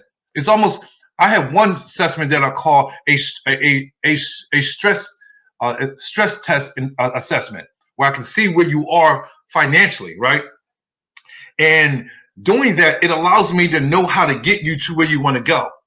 So the first way we look at is 5 different ways for the identifier of where somebody's financial IQ would be. In 2007, I was making a lot of money back then, but my financial IQ was below my ankles. And so as much money as I was earning was as much money as I was losing. And so here we go. The first way we look at it, let's look at the 5 ways real quick, is how do you earn and grow your money? That's important to see and to understand. And then the second way is how do you protect your money? Most of us are very lackadaisical when it comes to protecting our money. Why? Because we trust others and we don't do our own due diligence on how money works. And that's where I'm trying to home in on. We got to take control of how money works and learn it for ourselves. Okay? So protection is how do you protect your present and your future, right? Protecting your money is not allowing taxes and interest to kill your money. Also, putting the right insurances in place is protection as well. We got to protect the income that our family is expecting us to make, especially if you have people depending on your income. So that's another way that we can identify. That's the second way we identify where a person is when it comes to their financial IQ. The third way we identify it is their budget. Are we living in a budget deficit or does a budget surplus? That matters as well. For me, I used to live in a budget deficit, but didn't even realize it. Because as much as I was spending, I was spending. I was raising my income and I was just raising my expenditures along with it. I wasn't allowing the space with the money in me to be able to be in a position to grow it and then put it to work for me. So we can look at that and determine where a person is at, and now we can kind of identify how to get them where they want to go. The fourth area we look at, which is probably one of the most important for a wealthy person, is control, right? Control is one of the most important factors and components to building wealth.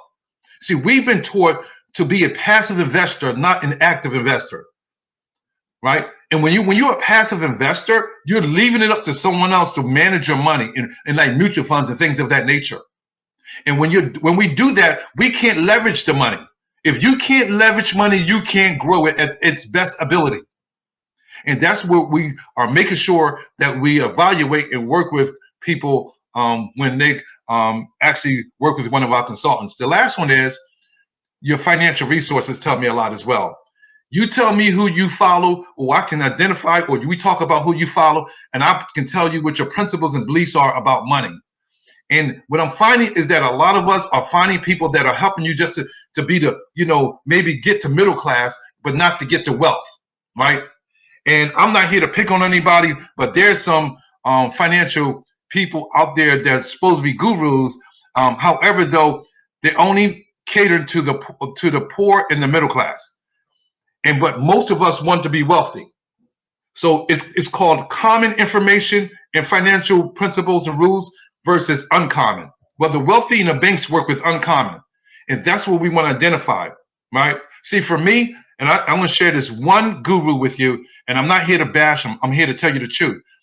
My wife and I, when we got serious about our finances in 2000, we took every class that was available and followed and got his send outs on an email blast as much as possible, which was Dave Ramsey. And we followed him for 7 years until I realized that he only took me to getting out of debt and to paying things cash. So he took me to being that middle class person that I was already, not to wealth. And realizing through my financial education, that's as far as most of them get you to. And here, I am here to tell you that there's more information out there and there's better ways to build your wealth. So be careful who you follow if you want to get to that next level.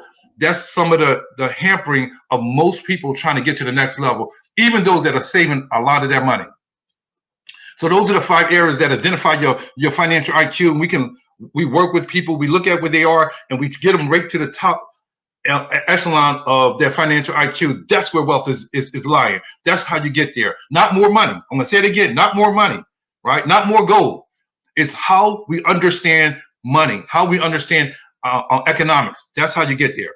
Okay, I got a few more minutes here. All right, second solution to solving the problem is recapturing wealth transfers. Wealth transfers is important to understand what that is. It's money you are unknowingly and unnecessarily transferring away from yourself. Wealth can be created by controlling and minimizing your capital transfers, right? That's what wealth transfers are. These are the top 5 that is important for us to get more informed about and understand how to now avoid those losses, because the wealth is in the details, right? It's in understanding how money works. Don't let nobody else tell you anything different. Working harder, saving more money, getting more assets does not get you wealthy. It doesn't. Wealth. This is why, because wealth is determined how long do your assets last you and pay out to you on your lifestyle, right? Rich is how much you have. Wealth is, like, for instance, somebody had $1 million and they said, look, I live a $100,000 lifestyle annually. That $1 million is going to last for 10 years. So they're 10 years wealthy. So what we have to do is create assets in order to pay us the rest of our life expectancy and beyond.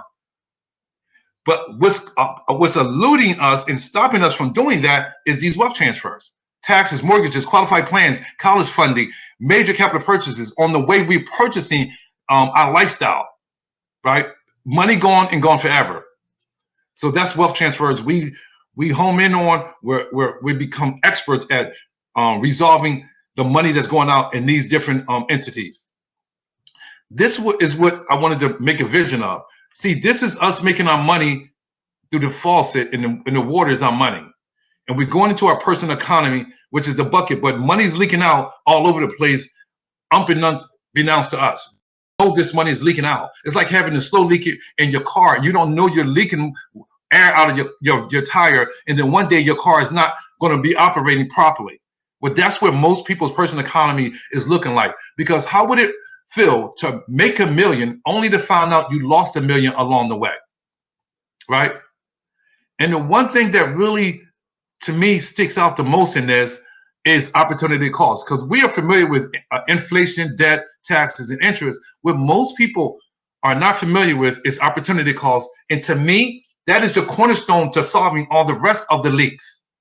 And it's a shame that this is only really being taught and shared if you read economy books, economic books, or you go to, economic classes or something while you was in college. That's the only time you even know that this terminology even exists, and then let alone know how to use it for your personal economy. We're going to show you how to do it with your personal economy in the next couple minutes.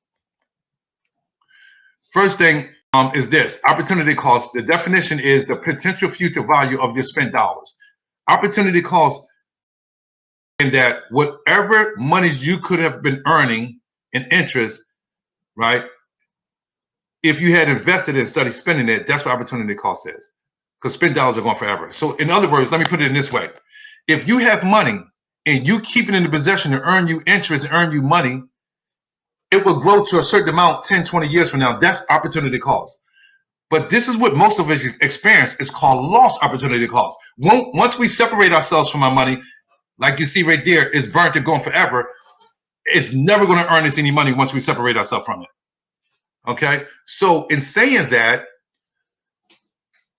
here is a calculator that I did the numbers already. If you had $10,000 at 6% rate of return and you kept it in the account earning you 6% annually, that money would grow to you to another $50,000. So you would have had a sum total of $60,000 if you kept your money there without touching it.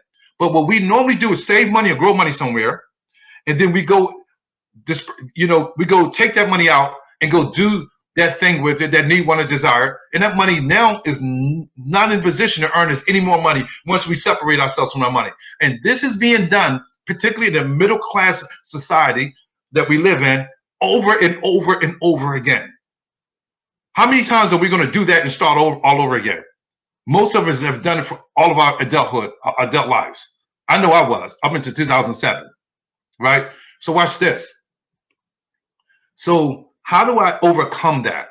How do I overcome not starting over again? Let me go back here.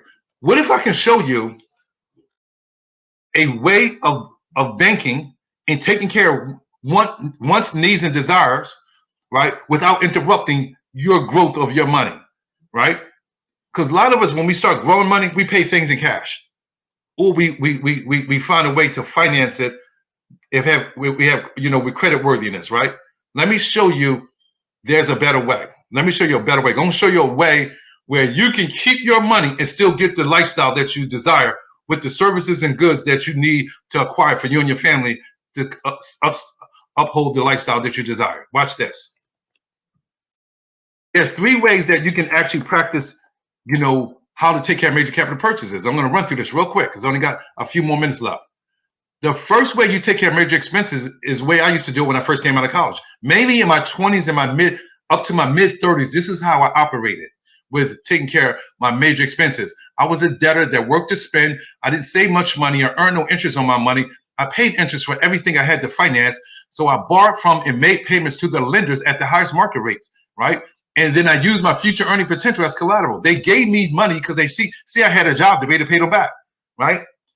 We all took that class, right? And then I started growing money, right? Remember in 2000, so when I started following Dave Ramsey, I got rid of all my debt and I started paying everything cash. But watch this. In doing so, I was doing that to avoid paying interest, but I earned interest on my money because it was sitting in whatever account that was growing, but I paid cash for everything. And now I borrowed from myself and I reduced the collateral position that my money had. So I reset my compounding. So I kept starting all over again. That 60,000 that I could have grew my 10,000 to, I wasn't doing that because I would kept spending the money down within a year or two. And then we make payments to ourselves and we give up the interest that we could have earned, right? That's the saver. That was me. I lived that from about mid-30s to mid-40s. And then I learned about becoming a wealth creator in my mid-40s. And a wealth creator, they save and they use OPM to maximize the efficiency of their money. What is OPM? It's other people's money. They earn compound interest and they collateralize their purchases. They borrow from lenders at negotiated rates and they use their own money as collateral. Their money continue to earn uninterrupted compounding interest. Wealth creators make unstructured flexible payments to the lender of their choice and they maximize the benefits of infinite banking concept. Infinite banking is something that is not in the media that it should be. It's all about personalizing your own banking for you and your family and taking on now that 30-40% interest you're paying to the banks, you can be paying back to yourself and the volume of it. Now, what is the problem with consuming debt? You have obligation on your future earning. You've lost capital to purchases and finance costs forever, and you're a slave to the lender. And you've lost control. This is the debtor graph right here that shows you they go into debt to take care of major expenses. They buy their cars this way. They go on vacation this way. They get student loans to take care of education and so forth and so on. And then they spend years paying it back. And then they start over again when they pay it back and do it again. It's called revolving credit lines, especially with credit cards and with card notes. And so when you look at that, at the end of all their working years, right, it's an inefficient purchasing strategy because they only paid themselves to go back to zero. What about the saver? What is the problem with being just a saver? Saving all your money and paying, right? What is the problem with that? First, you need to save the money, which is not a problem.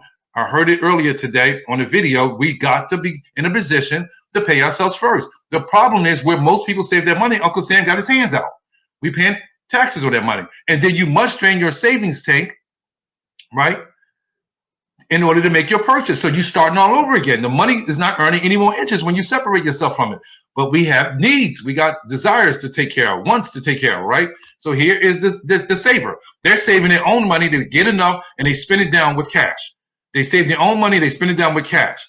They go on vacation, they buy cars, they take care of things they used to use credit cards for, and they pay cash. Or they take and use credit cards and they pay it back within 30 days before the interest occur. Or they get to 0% and they pay it off in 18 months. It's the same thing, because at the end of the day, all your money was spent. What is the problem with being a saver? The problem is you separated yourself from your money and you finance it anyway. See, the debtors, they used somebody else's money and paid them interest. The saver used their own money and gave up interest they could have been earning. When you separate yourself from your money, it's no longer earning you money. And especially if it's on top of that in an environment that's not overperforming inflation, right? But we fixed that because we have a place you can get well over inflation rate and it's guaranteed, and you don't have to worry about volatility to the market. So what about the wealth creator? The wealth creator maintain liquidity, use control of their money. Most Americans borrow because they want to. Wealth creators borrow because they want to. Here's the key point right here. The wealth creator takes care of his need, wants, and desires for him and his family, or his business, or his investment. The thing about what he doesn't do is stop interrupting his compounding by pulling his money out to take care of that need, want, and desire, or that investment. What he does, he uses OPM, and it allows his money to compound and be more than the interest of the amortization schedule, be less than the money growth, the growth of his money. I read it off what it says right here. It says his compound interest earns him more than the amortization interest costs him. You should write that down, because that is where the wealth is being made. That is not being shared to most of us here that are trying to get to that wealth circle, right? And this is where we here at CORE, we teach people how to position themselves as wealth creators, because anyone can become a wealth creator once they gain the right philosophies and strategies and take the steps to do so. Anyone can. It's all about aligning yourself with the right resources and also putting in the work to knowing and learning what's going on. And we are going to direct you. We will direct you. You know, you are connected. We are connected some way or another through Karatbar, and whatever is needed, we're here to be able to support and help anybody out that want to know some of the things that are not being shared. I want to end with this right here. Here's the comparisons of a wealth creator versus a saver. They both save the same amount of money every year. They save $5,000 every year for 30 years, and they're going to get a 5% return on their money over those years. But every year, a major expense need to be taken care of, like a car purchase. And every 4 years, they replenish their money back to the prospective places. The saver replaces his own money back to his account. The wealth creator pays back to OPM. The difference is the OPM is the wealth creator. They end up with $353,000 in their account after that many years. And the saver ends up starting all over again and you know, spending down this account and starting all over again. He ends up with $71,000, or she ends up with $71,000. And after all said and done, after 30 years, there's a $282,000 difference between one strategy versus the other. And this is where we're here to help. How do I become the wealth creator? How do I embrace infinite banking concept to change the way I work with money and understand money?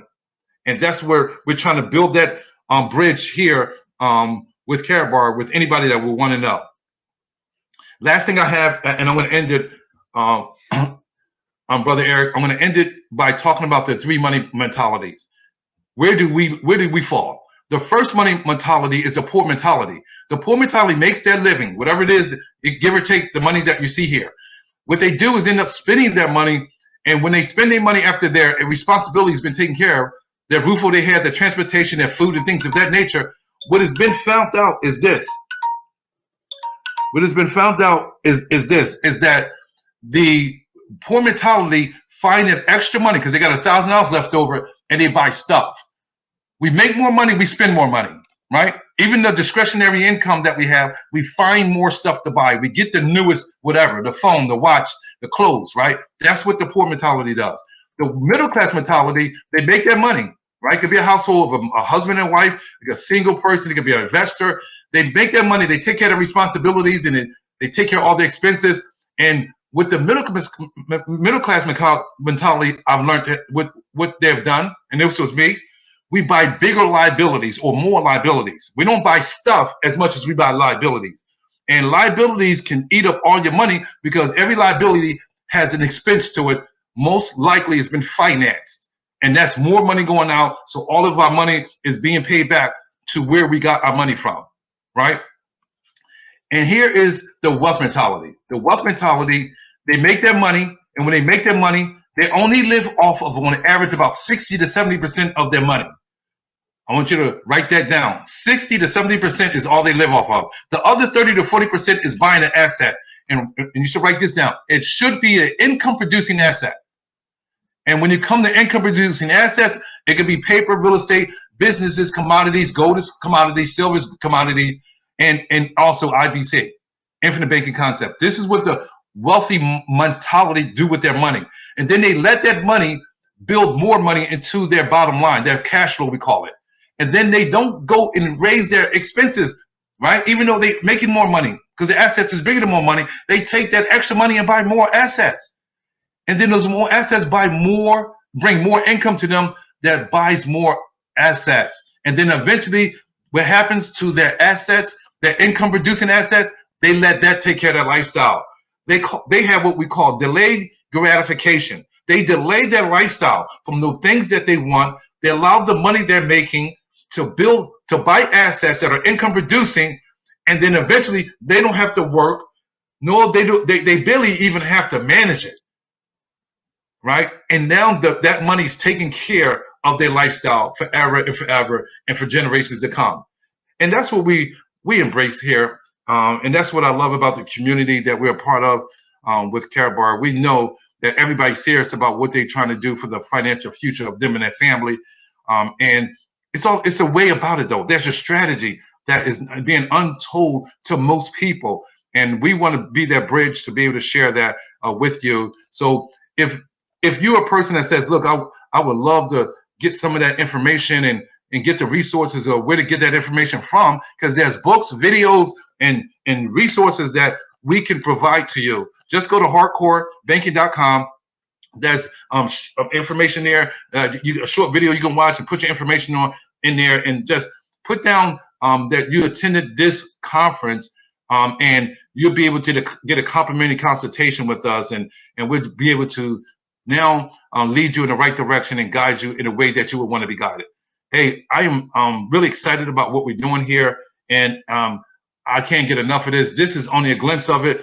This is hours of information that you would need to really be fully aware and then informed the way you would want to really be most efficient in going forward with your financial future for your present and your generations to come as well.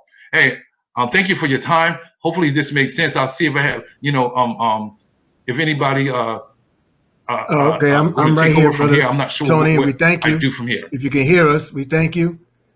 Let me see if I can minus this down. There are no questions in here, just a lot of big ups and applause. We thank you for the opportunity. Thank you for sharing. All right. And we will, people have the opportunity to follow up with you with your link that you shared just now and look at the little videos. And thank you so much for the opportunity. Thank you for sharing.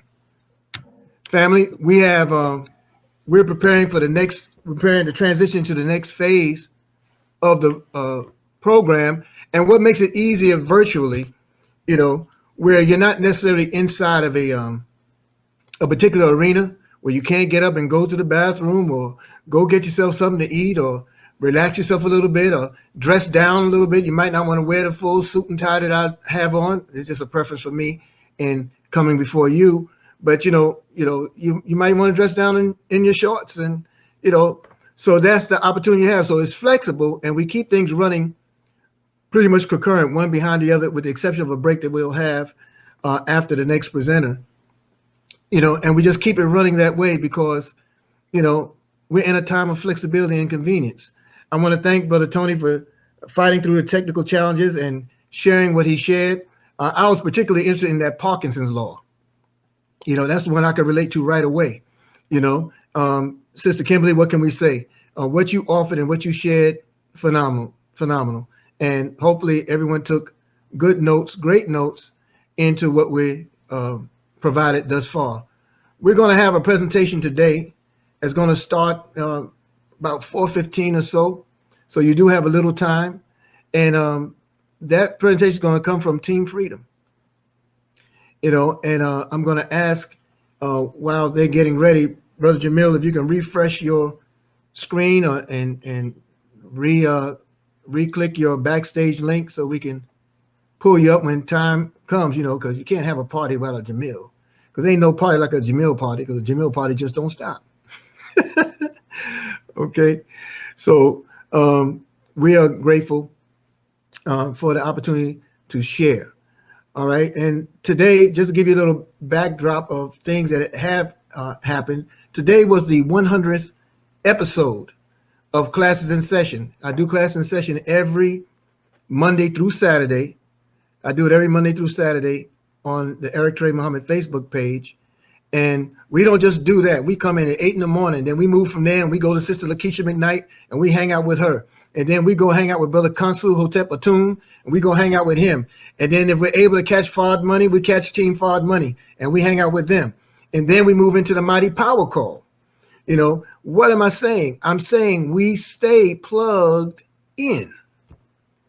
We stay committed to the task at hand. The task is freedom. Many of you may define freedom, your way. Many of you have different terms, what freedom means to you. Okay. But I desire wholeheartedly a full and complete freedom for me. So I do those things that I know that are duplicatable, that I know that yield success. I know they yield success because the people in front of me are successful. Thus we move, thus I'm rich. Okay. And so I'm grateful. Oh, by the way, big shout outs to Mr. Rodney Berger and Mrs. Cindy Berger. This is their anniversary today. Big ups to them. We applaud them. Welcome, welcome. Congratulations. It is also the anniversary of Brother Eric Ture Muhammad and his wife, Sister Falami. Today is our wedding anniversary. And I don't know where she is right now. Tell you the truth, I outdid her. It's not often, but I outdid her. I outdid her. I listened closely and attentively to one of her dreams. And boy, didn't we fulfill it. I can't turn the cameras around and show you all that kind of stuff. I'm sure she's going to do a live stream at some point. But I was very happy with myself. And this is the one time I wish I wasn't just virtual, because I turn around and get somebody to pat me on the back and say, damn, you were good, Brother Eric. 20 plus years. And I've never been able to best her in anything. And so I was very proud of myself. So big ups, Falami. I love you. I know you're out here around here somewhere in the world running, but I know you're listening. Okay, so family, it is now 4 o'clock. We literally have a window of 15 minutes before Brother Kevin 2X and Brother Jamil Muhammad and Team Freedom comes on board. So if it's okay with you, I'd like to use that 15 minutes to do whatever you like to do. And maybe that will shorten some of the time and allow us to make sure that all of our technical things are in place and in order. And so if that's okay with you, we'll do that. And I'm going to share in the meantime a stream that we shared yesterday in our class in session that I thought was phenomenal in terms of just some things we just don't know until we know, as Sister CeCe Mahone would say. So I want to share this with you that we shared yesterday from a great entrepreneur, a brother, a friend. No mystery to anybody that says, So I'm going to seek to share a little bit from Mr. Master P. And let's see if we can get this set up.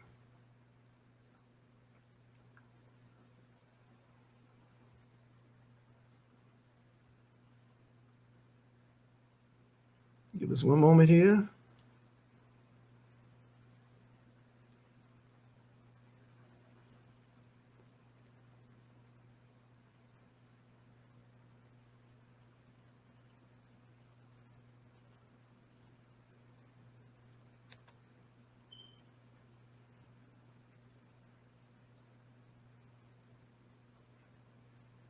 I'm just trying to set it up here for you.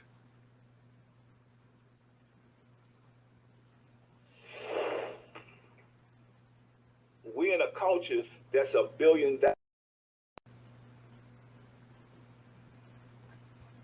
business, but we create millionaires. When you start standing by your word, you'll be able to build more relationships and resources. You know what? If you're gonna get into something, you gotta be prepared and you gotta do something big. When you get into a room, you gotta take advantage of networking, having an open conversation. Sometimes you gotta look at life, how far you wanna go. I love to win.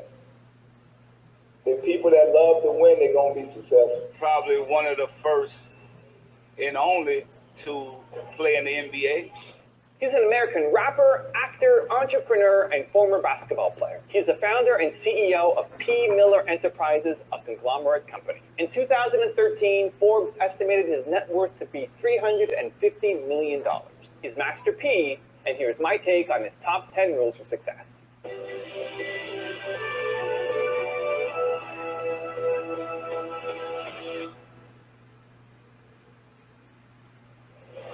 We're in a culture that's $1 billion business, but we create millionaires. I talk to a lot of guys that I know that got a lot of big contracts, and the financial advisors running everything. And it's like, when basketball over, so and you can't play basketball anymore, and you haven't put anything into learning financial literacy, where do you go from there? You go back to the hood. They take everything, they steal everything that you have. We're not thinking ownership. You got somebody writing your checks. Even though there's good financial advisors out there, but most of them, at the end of these guys' careers, you know, it's the same story. What happened to my money? I come from independence. I come from owning products. That's the way I was able to be who I am. And as I grow and mature, you know, I'm thinking, like, what if a LeBron owned the Cavs? How much money he would be making? Own Nike. You know, it's good Nike gave him $1 billion shoe deal, lifetime deal, but how much money are they going to make off of him? What happens when we actually own the product? When you look at all the big brands, from Apple TV to Apple Music, you know, these guys are taking over the industry, refresh your screen, and we got to go to them to sell up our product and to get a small piece. But we are not creating brands on our own, and I think that's where I plan to change the game. You know, I want it to be more of us, more minorities, having the opportunity to cash out on what we do every day. If you're a businessman, an entrepreneur, you got to find a problem. So I found a problem. Record stores are closing, but video game stores are opening, and that's when it hit to me. I'm like, I need to be in a video game. I put my life, my passion, the same way I did into the music. I put it into the video game. And I'm mostly like probably the only person that looked like me, come from our culture. That's a part of this in Silicon Valley. What I learned in business, like what she was saying, you give somebody your word. Your word is so important. Once I gave her my word, I had to come. Even though I got a million other things I got to do. I said, well, I gave her my word. And that's going to go a long way with you in business. Once you give somebody your word, it's good to get it in writing. Everything that you need to get done. But when you give somebody your word, you got to stand by it. Because when you start standing by your word, you'll be able to build more relationships and resources. You know what? if you're gonna get into something, you got to be prepared. And you got to do something big. You know, and you gotta, you know. I feel like this Power record with me and Lil Wayne is definitely a statement record, but it's just real. It's timing. You know, I mean, I tell you all the time, I ain't on my time. We on God's time. Absolutely. So, how LeBron James or one of them feel when they're in the gym? You got to go practice, work on your jump shot, right? Work on your game. I feel like artists now need to spend that time in the studio, then just partying all day. My whole life is about helping the kids, helping other kids. You know, letting them look at my life through a blueprint. You know, you can't just make it in the music business. I want to show people that you gotta have a couple of things going.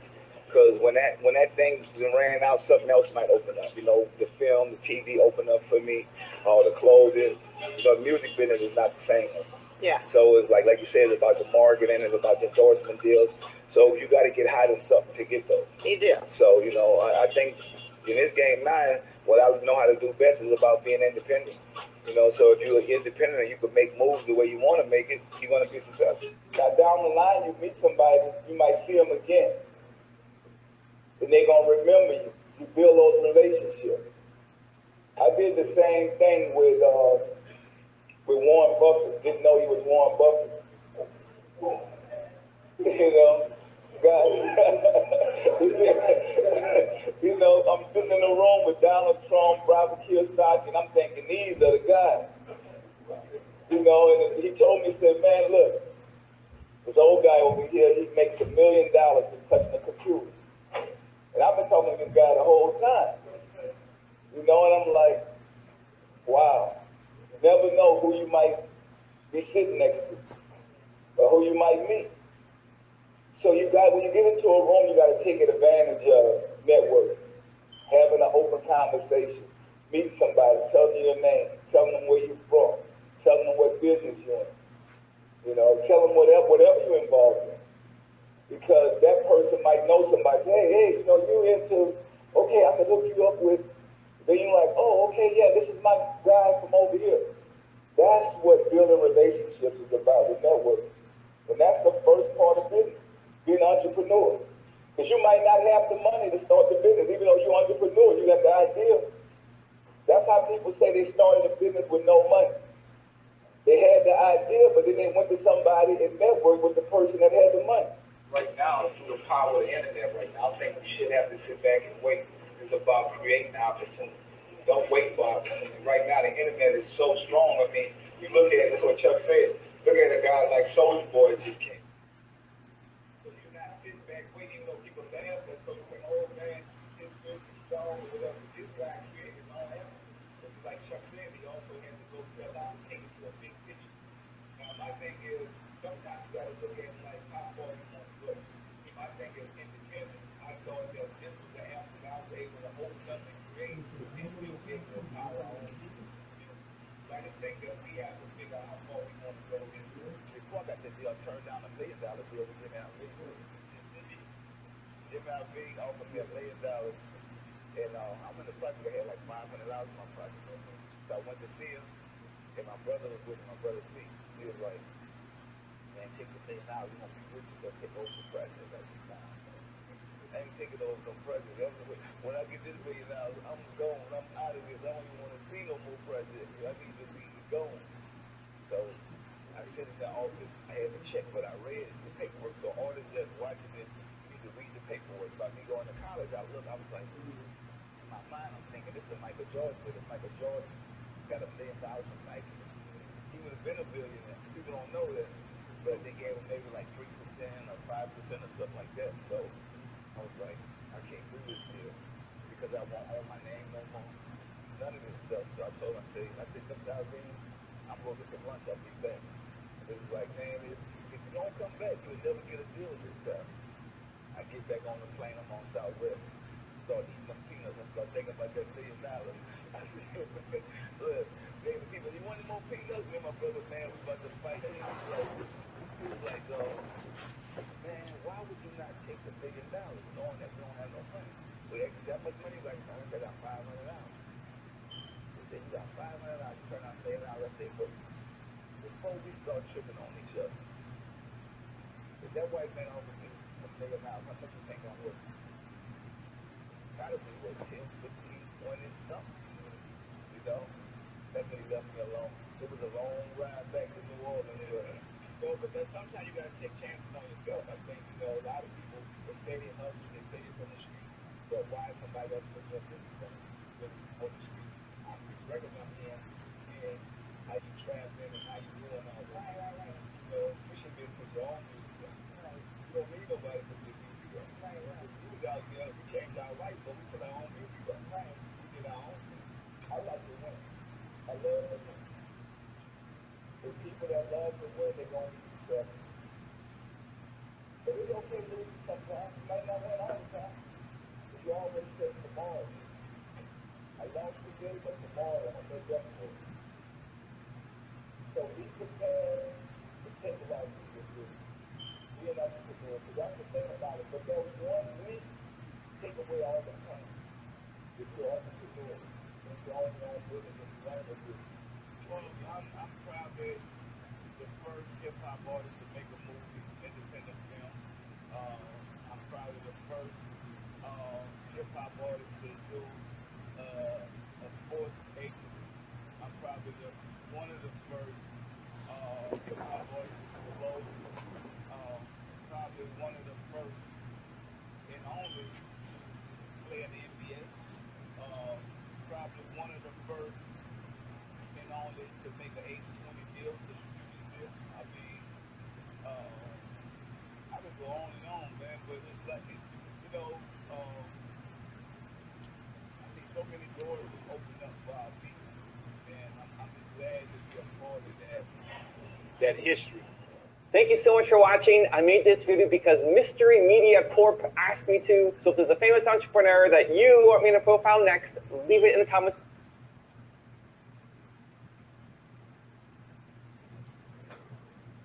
Thank you, thank you, thank you. We're about to move into that next segment, and I see my brother and friend, and he's here, and looks like we're ready to go. So I want to thank you for the opportunity to share that. I hope you found it intriguing. Some things that we just didn't know about Master P. I know I didn't know.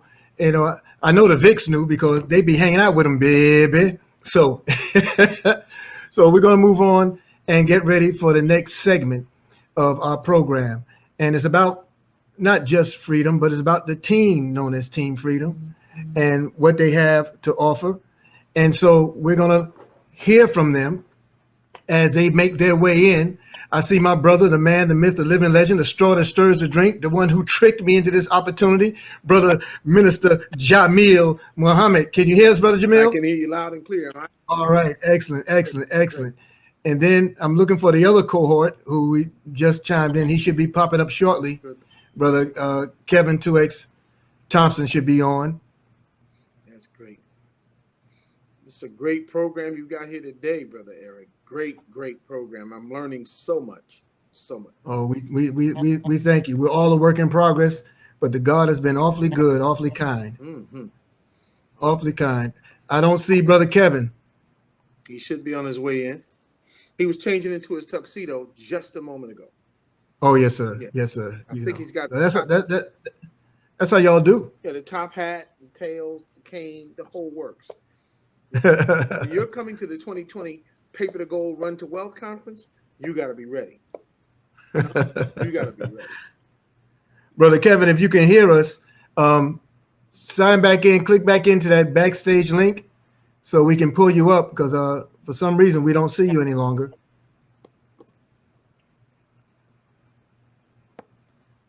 This is going to be great today. Yes, sir. Yes, sir. Family, and what you're seeing and what you're witnessing is really a prelude to the great Let's Go weekend, September 24th through the 26th. Virtual. It's going to be the largest gathering of wealthy. It's come through twice, Sister CC. I'm being told we're echoing. But it's going to be the largest gathering of wealthy folk in one space for 3 days. You want to be there, www.letsgoweekend.com. There he is. There he is. The great Kevin. It'll be www.letsgoweekend.com. And Are y'all going to be in need of sharing any screens, Brother Kevin? You good? I don't hear you, Brother Kevin. Go right to the top where it says share video and audio. Okay, I hear. Can't hear. I don't think he can hear us, but if you go to the top where it says share video and audio and then unlock the speaker, you should be able to hear us. Microphone. Checker 1, 2. I love new technology. Don't y'all love it? I do.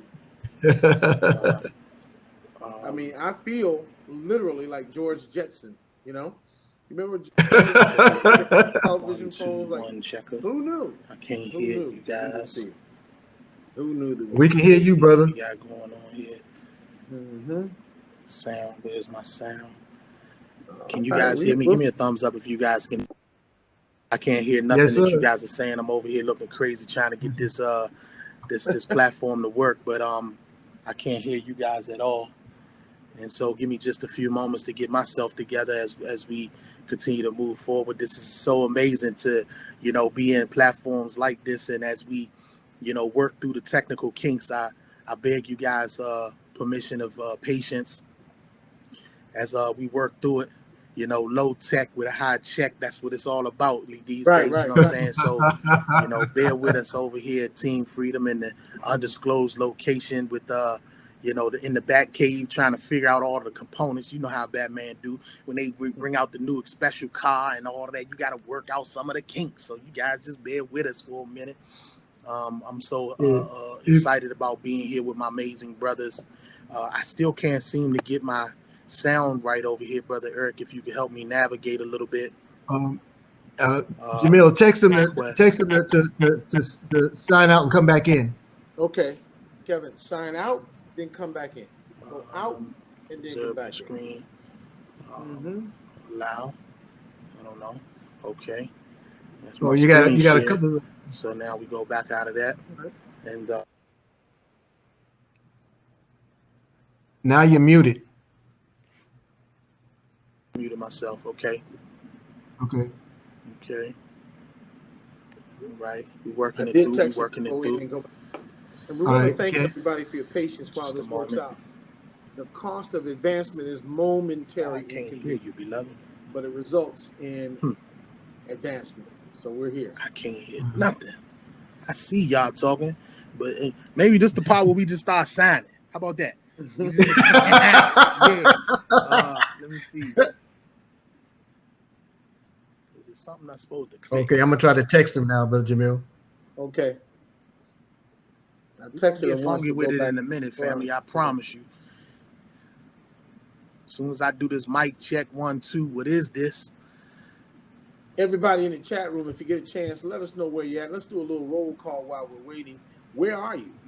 Where are you and where you're from and what you're about? I'm going to ask you what your interests are and who you be with. And we certainly want to wish everyone a very, very happy Chuck Brown Day. Yes, today is Chuck Brown Day as we celebrate the 84th anniversary of the birth of the great godfather of go-go, Mr. Chuck Brown. So from Washington, D.C. to the rest of the world, we wish you a happy Chuck Brown Day. Feel free to bust loose from wherever you are. Bust loose.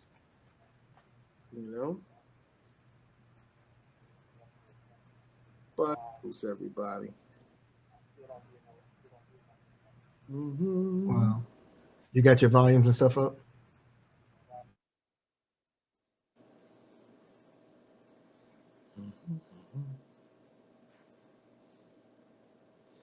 Hey, there's Glenn Perkins. He's checking in. Good to see you, my dear brother from Jackson, Mississippi. The great Glenn Perkins running a significant organization there in the Magnolia State of Mississippi. All my kin folks out there in Shelby and Mount Bayou in Bolivar County, the great state of Mississippi. Yes, sir. All right. Give him a thumbs up so he knows you can hear him. I can hear it, but it's low. It's low. I could hear him better before.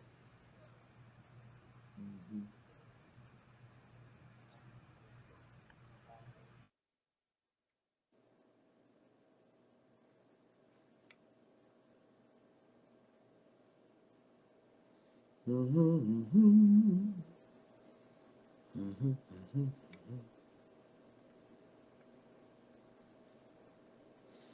love it. Hop in the new technology.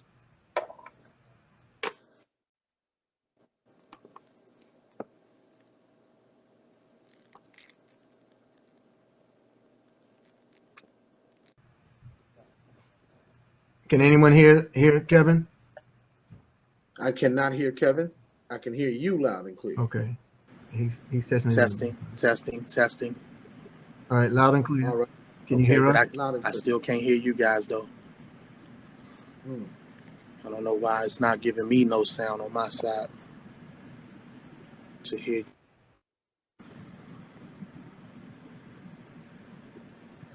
Not sure, brother. I think this is the same thing that You're muted.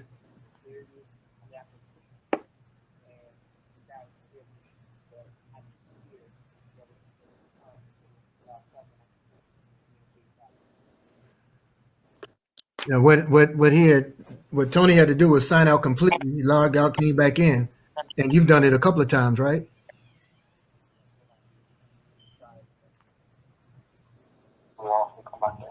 Okay. What browser are you using, Kev? What'd you say, brother? What browser are you using?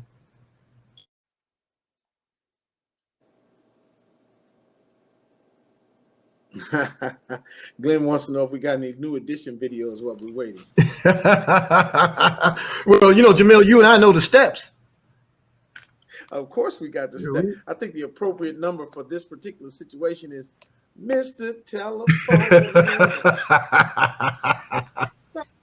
My line. Well, we're ahead of schedule, so it's a good thing, and I appreciate all of you for indulging us through this glitch. Apparently, there's certain platform types that this does not allow, and we only know it through the trial and error. Most of you have found me on a weekly basis. It wasn't really an error, brother. Everything is in divine order. Yes, sir. The program today is working so well. The information is so closely and densely packed, and the benefit for us is so enormous. To hear from Sister Kimberly Broomer Carroll, to hear from our brother Tony, I mean, the things that they were laying out for us, and I'm amazed that you can do it for such a low fee for us. I'm happy to pay $11. $11 has great value for me. Heck, it costs, in my area, it costs $13 to get into the movies. Unless you're a senior. You got the silver cloud. But silver cloud. The value of what we're doing here today is enormous. And so to have gathered with other like-minded wealth builders from around the world, and certainly from every area of the United States, from the north and from the south, from the east and from the west, young and old, male and female, and to talk and work with one another to get this thing done is significant. So y'all sit tight. We've been to concerts where they had a little technical problem, but everything worked out when Wilson Pickett came on stage. Okay, well, let me explain who Wilson, the younger people, they don't know. Looking here, who is Wilson who? Oh, well, never mind. Mustang Sally. No. Okay. All right. Stand by, Brother Jamil. We're still working. I got you, brothers. I was just trying to explain who Wilson Pickett was. It might take me a minute. Not Wicked Wilson Pickett. The Wicked, There were people doing stuff before Bruno Mars. I have to tell you. I love Bruno Mars, but there were some folks getting down before Bruno Mars.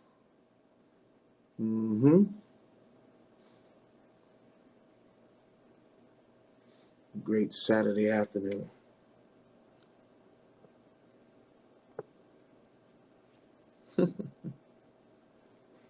Everybody on the line, thanks so much for letting folks know where we are and that we are. We already talked about the great Mr. Glenn Perkins.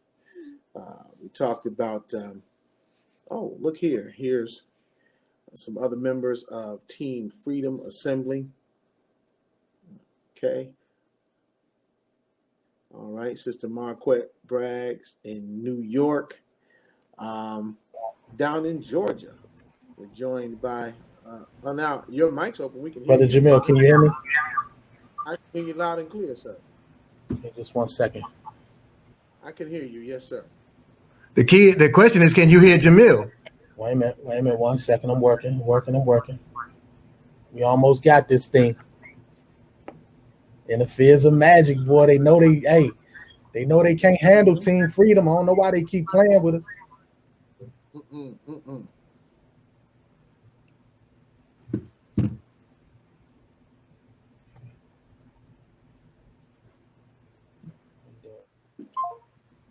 to.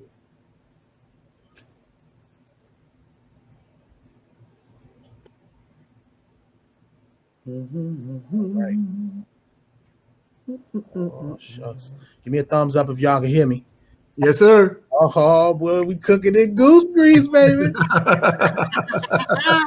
Here we go. Here, baby. All right. Those who have ears, let them hear. Okay, family, we're now about to enter a phase of presentation that, bar none, will be second to none. We're here with Brother Kevin 2X Thompson, and we're here with Brother Jamil Muhammad, and they are OGs, original gladiators on that team, that mastermind known as Freedom, meaning finding real educated entrepreneurs to help develop others to a millionaire mentality. Their subject matter is just that, but not just the mentality, but we're talking about right now, 2020 and beyond. So take it away, Brother Kevin and Brother Jamil. Thank you and welcome. Welcome. Thank you for welcoming us. I want to say this before we get started, letting everybody know what you need to have with you to hear Brother Kevin 2X properly and carefully. Now, he's ready for you. I just want to make sure we're ready for him. You may need a pen and pad. You may need your computer close at hand. You may need a dictionary because he's going to drop a few words on you. But I want to make sure that today we understand that what we're about to hear is not so much a presentation. Presentations are formal presentations, involve perhaps a scripted content. But what we're going to hear today is a conversation. And I hope you don't mind me saying that, Brother Kevin, but a conversation that allows for our individual needs and situations to come to the fore. Our organization is called Team Freedom. That's an acronym that stands for Finding Real Educated Entrepreneurs to help develop others to a millionaire mentality. In order for us to be Team Freedom in fact and not just in word, we have to find folks and help folks to develop other folks who find folks and help folks. Y'all will figure that out on the way home. What I'm saying is that we are working the progress of the continuum. What do you mean, Brother Jamil, the progress of the continuum? The continuum puts us in a place where we're always on the move. The continuum puts us in a place where we're always making progress.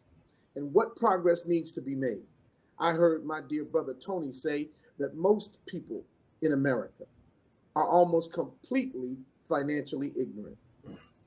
Most people in America are almost completely beholden to a system which is robbing them, putting some change in one pocket and taking bills out of another and leaving gold out of the question altogether. I heard my brother say that banks need to be observed not for what they say, but for what they do. Because if we look at the banking system in America, and you're about to hear Brother Kevin 2X go into this in just a minute, you're looking at a people who are being forced to save crippled dollars in crooked banks. I'm going to say that again. This man's going to talk to you in a minute about crippled dollars in crooked banks. So now we're looking at a people getting an average return on a savings account of 0.06. Brother Kevin, we thought it was 0.909. It's 0.06.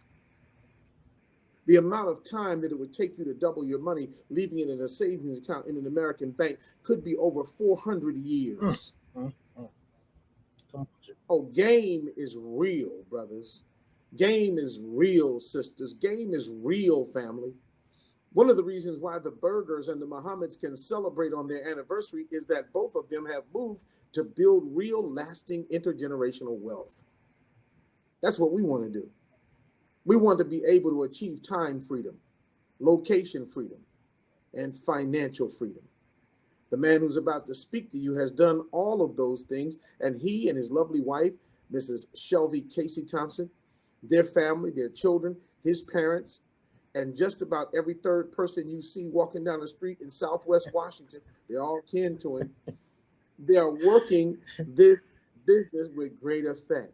They're building teams. Remember what we said, we find folks who help folks to find other people who will help somebody to find other people to help.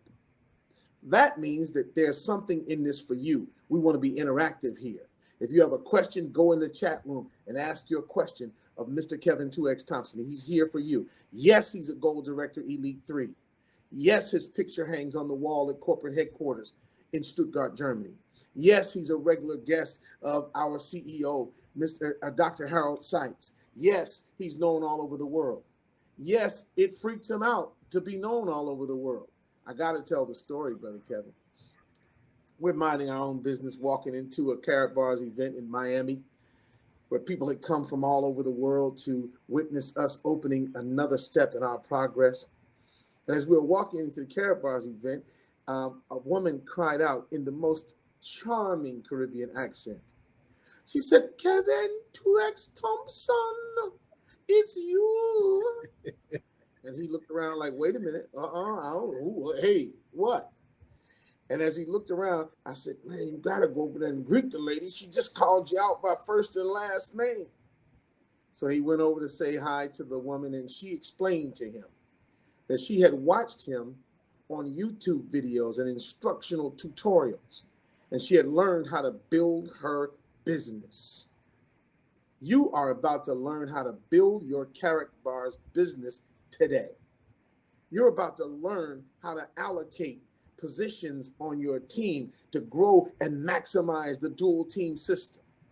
You're about to learn today how to create the momentum of unilevel participation in gold savings, which is the reason why we come to Karatbars in the first place. You're about to hear from Brother Kevin 2X Thompson about how you, within 12 weeks, can begin to make more income than you ever dreamed of in your life, and certainly you'll be confronted with new problems.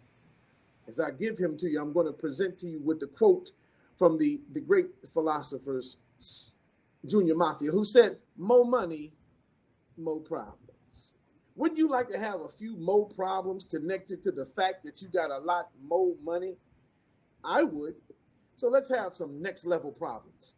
Let's have some next level issues. Get your energy up. Get your mind right. Open your ears. Open your heart. Open your mind. Open your notebooks. And like I said, open your dictionaries, because he is Brother Kevin 2X Thompson. Let me give you my mentor, my sponsor, the man who put me in the Karatbars business and has really, yeah, that's you. Don't look around. That man who tricked me like I tricked you, Brother Eric. You don't think I just tricked you without knowing how to do it. I got it from Brother Kevin. And so I want to make sure that you can hear him. Everybody lend an ear. My dear brother, my friend, and yours, Mr. Kevin 2X Thompson.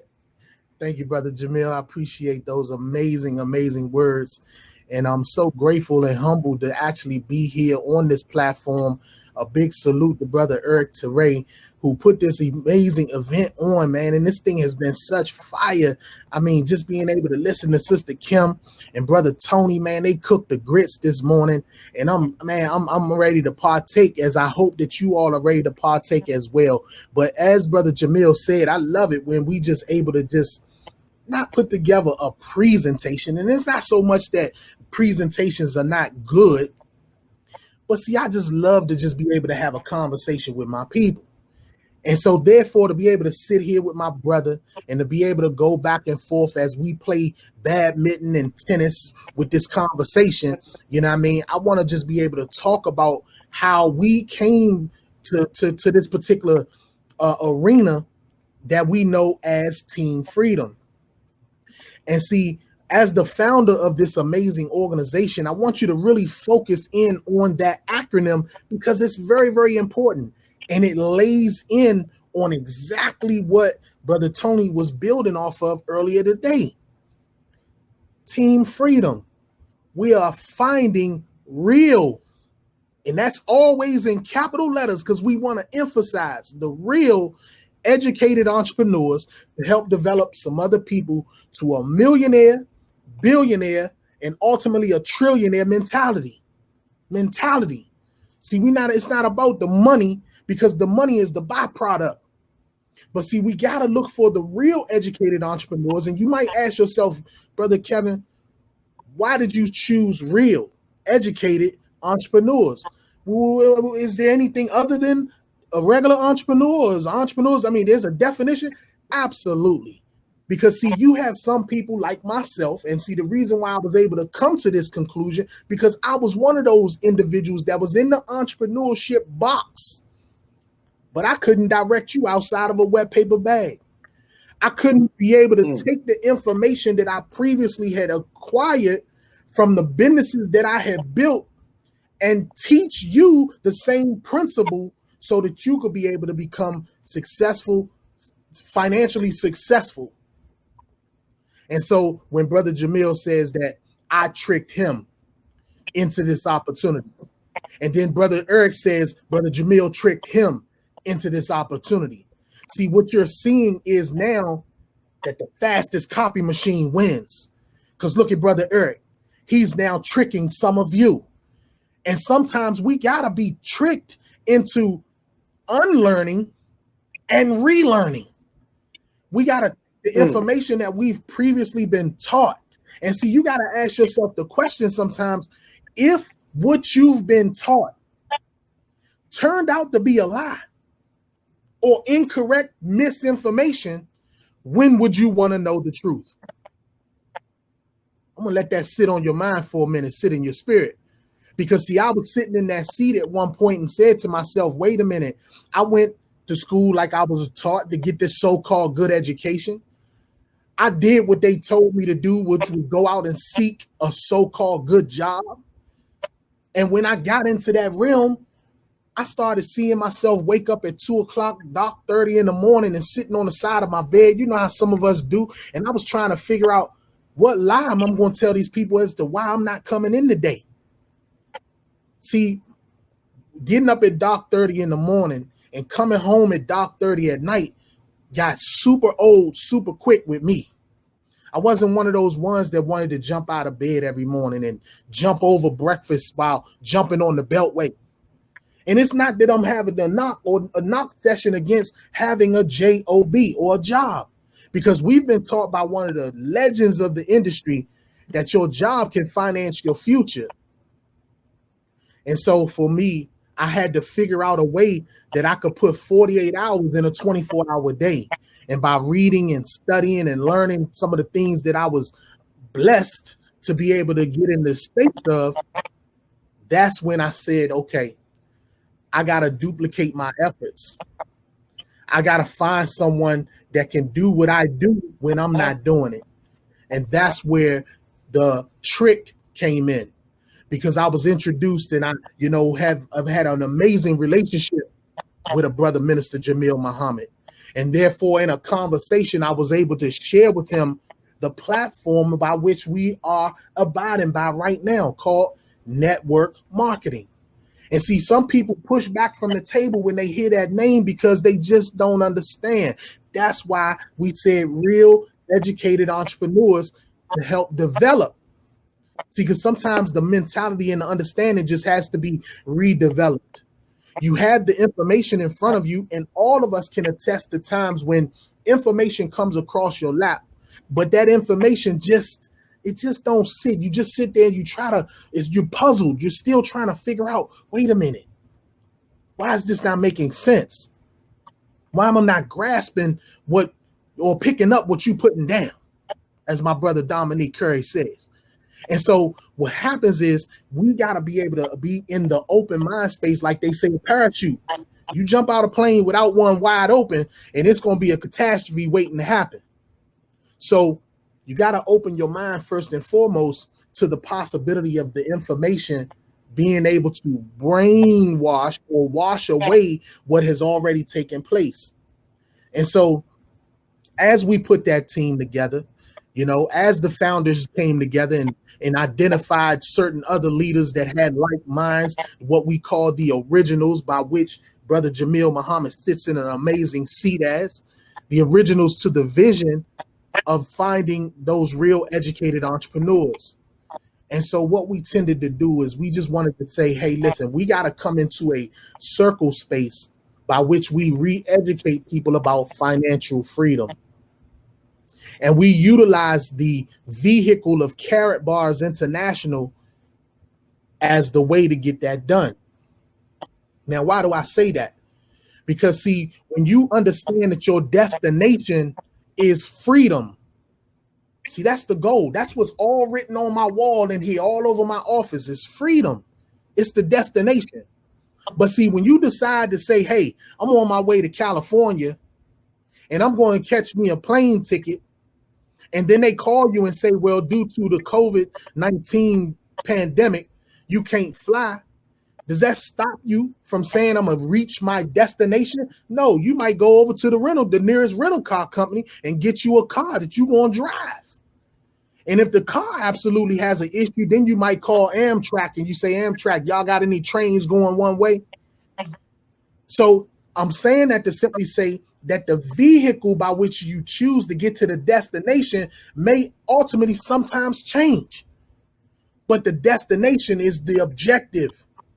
And so at this time, we're utilizing Karatbars International as the vehicle by which we are obtaining financial freedom. And I have yet, and as of 20 some plus years being in the industry, I have yet to come across a finer tuned vehicle. It's almost like going into the showroom and sitting back in one of them nice Rolls Royce, you know what I'm saying, machines, automobiles as they call them.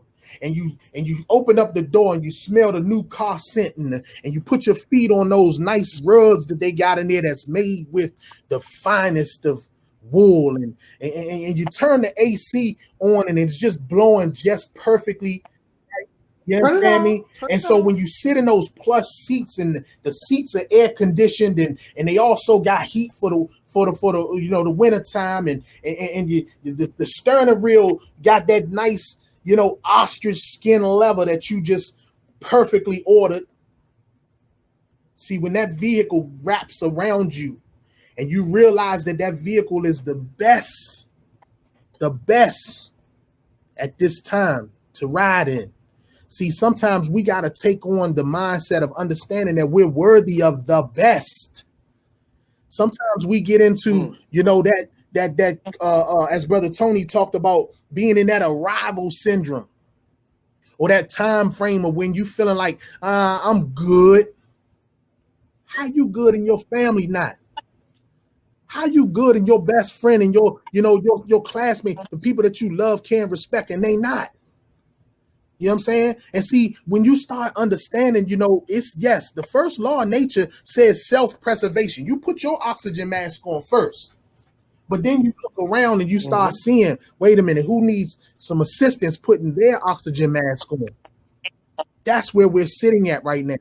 We're trying to find the real educated entrepreneurs to help develop some other people to a millionaire mentality. And it's so very important in this day and time, because as a team, as we build, family, it's always the teamwork that makes the dream work. There are no big I's and little U's. That's why I love to be able to be on a platform with my brother and share the platform with these amazing individuals that you're hearing from today, and some of the most powerful ones that are coming after me. I'm going to yield my voice because I got my pen and my pad to take copious notes to listen to those that are getting ready to come behind us. And I just want you to understand, as we kind of join in, Brother Jamil, in just a quick conversation, because I know that time is going to get of the essence in a few minutes.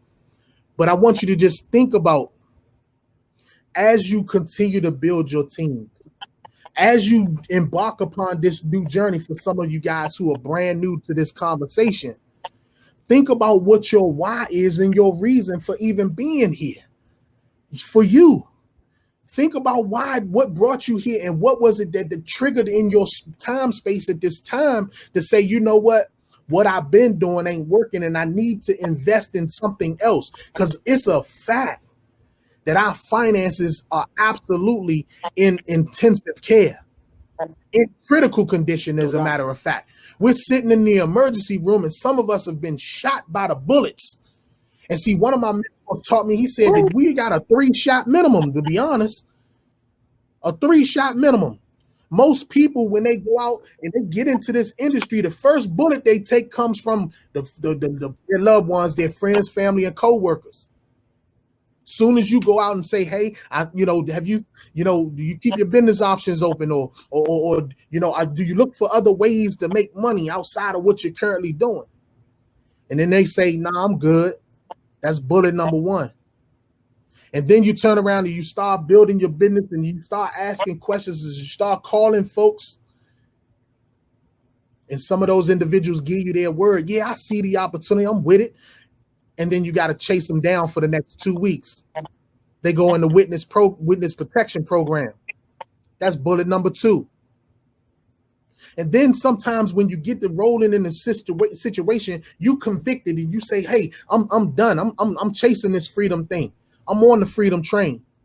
And then there's some hiccups that happen within the business behind the scenes. Oh my goodness.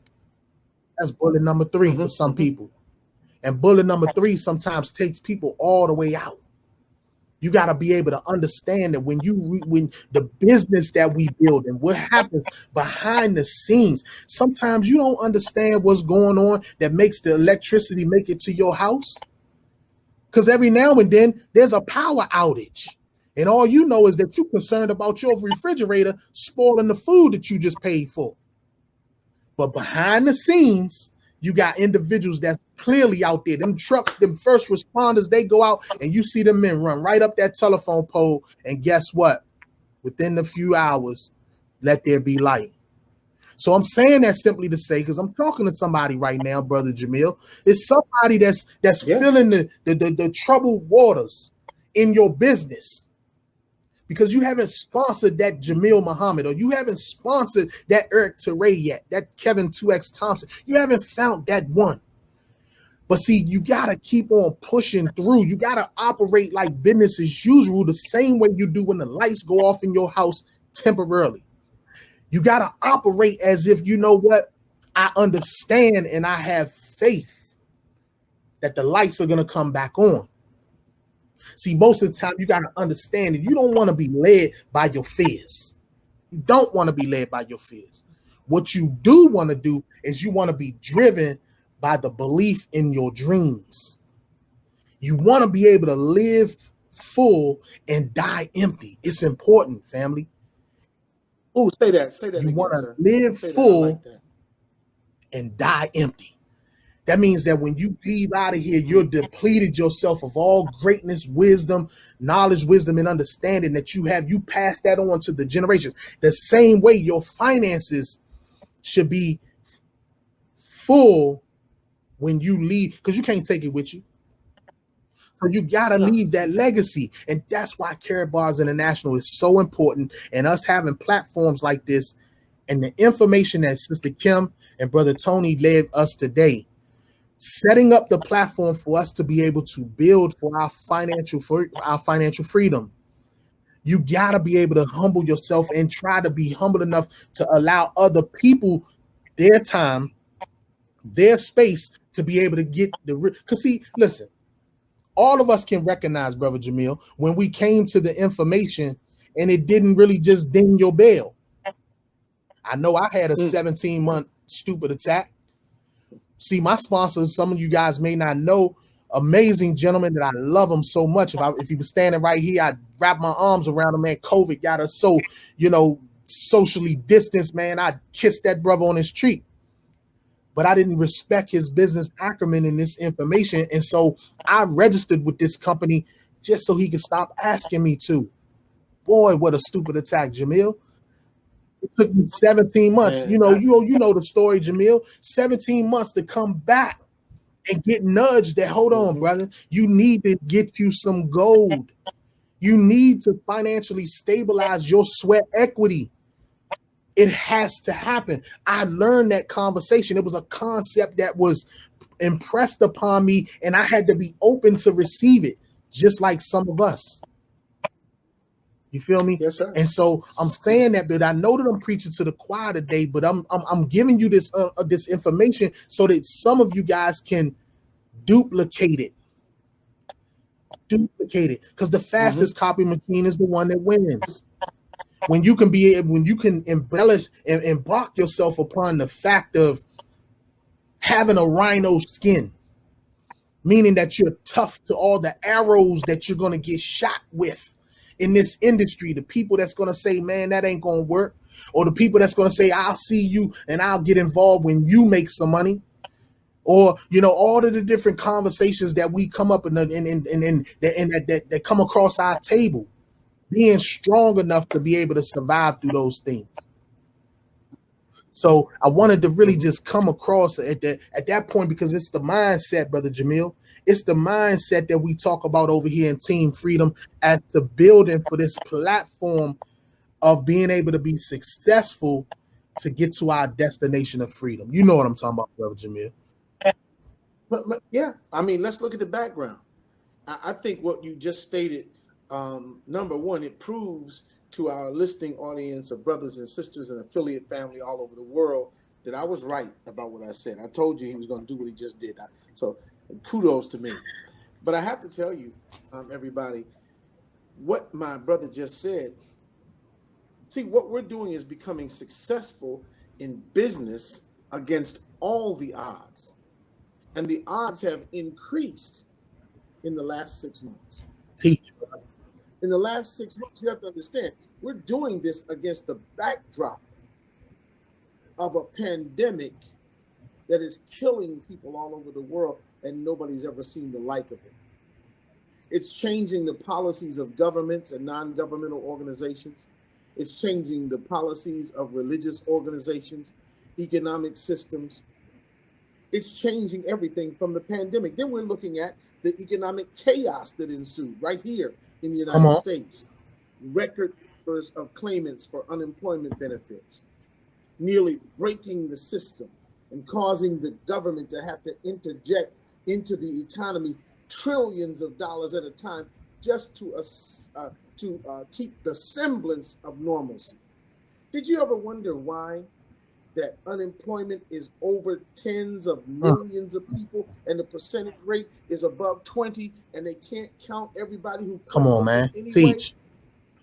You ever wonder how it is that unemployment could be rocketing like that, skyrocketing, and yet that's on Main Street now, but on Wall Street there are record numbers in the stock market. How can the stock market be an apt indicator of what's happening in the business world when people are losing? I'm showing y'all something now. How can it be that we're sitting here watching the unraveling of the social fabric of America over the issues of whether this life matters or that life when all life matter? Come on now. All life matters, and if black life don't matter, come on, no say that again. Matters. But you're looking at a society that's crumbling around the edges, and the thin veneer of civility that has been draped over the face of hateful people is now being removed, and you're seeing how hateful people can really be. What's going on in America as she shakes and rattles and rolls, and how can you be successful even in a time like this? Now, I'm not going to preach, Brother Kevin, but I have to say this. There's a reminder for us in the Holy Writ that in a place where you find the bees making honey in a carcass, where you find the benefit. A carcass is a dead body. It has been left to decompose because the life has ebbed out of its body, out of its form. But bees, industrious bees, small little humble looking bees, bees programmed to be workers or drones or even some queens. Come on, somebody. I'm talking about Valerie Best. I'm talking about Shelby Casey Thompson. I'm talking about Delco. Come on now. Yes, sir. You know what I'm talking. See, some queen bees and some drones and some workers, they go to work. And they go to work to create opportunity in what looks like the midst of death. I want to know, are you and me bees? Can we create something where we gather from the flower of Kimberly Bloomer Carroll, the nectar? Then we go over to the flower, Brother Tony, and gather the nectar. Then we take all that back to the hive of our organization and we go to work. We make it sweet.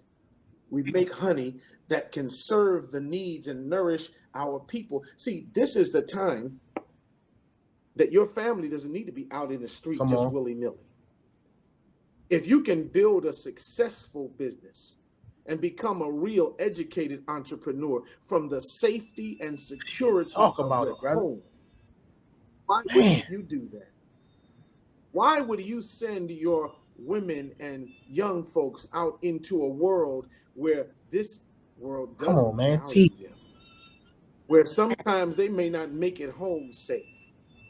But if you can stay in your house and make connections all over the world, if you can sit at your dining room table and based on a telephone and a computer, you can make moves all over the planet, because we do business in 140 different countries. Team Freedom itself is in nearly 50 that's a fact. Already. And growing. Some of the people on my team, I can't talk to them on the phone. I don't understand what they're saying. I just call Karatbars. It's called Google Translate. Google translates every day. But all of us understand that he who has the gold makes the rules. All of us understand that previous to our introduction to Karatbars, we didn't even know that there was only 1% of the world's population who held any personal property of gold at all.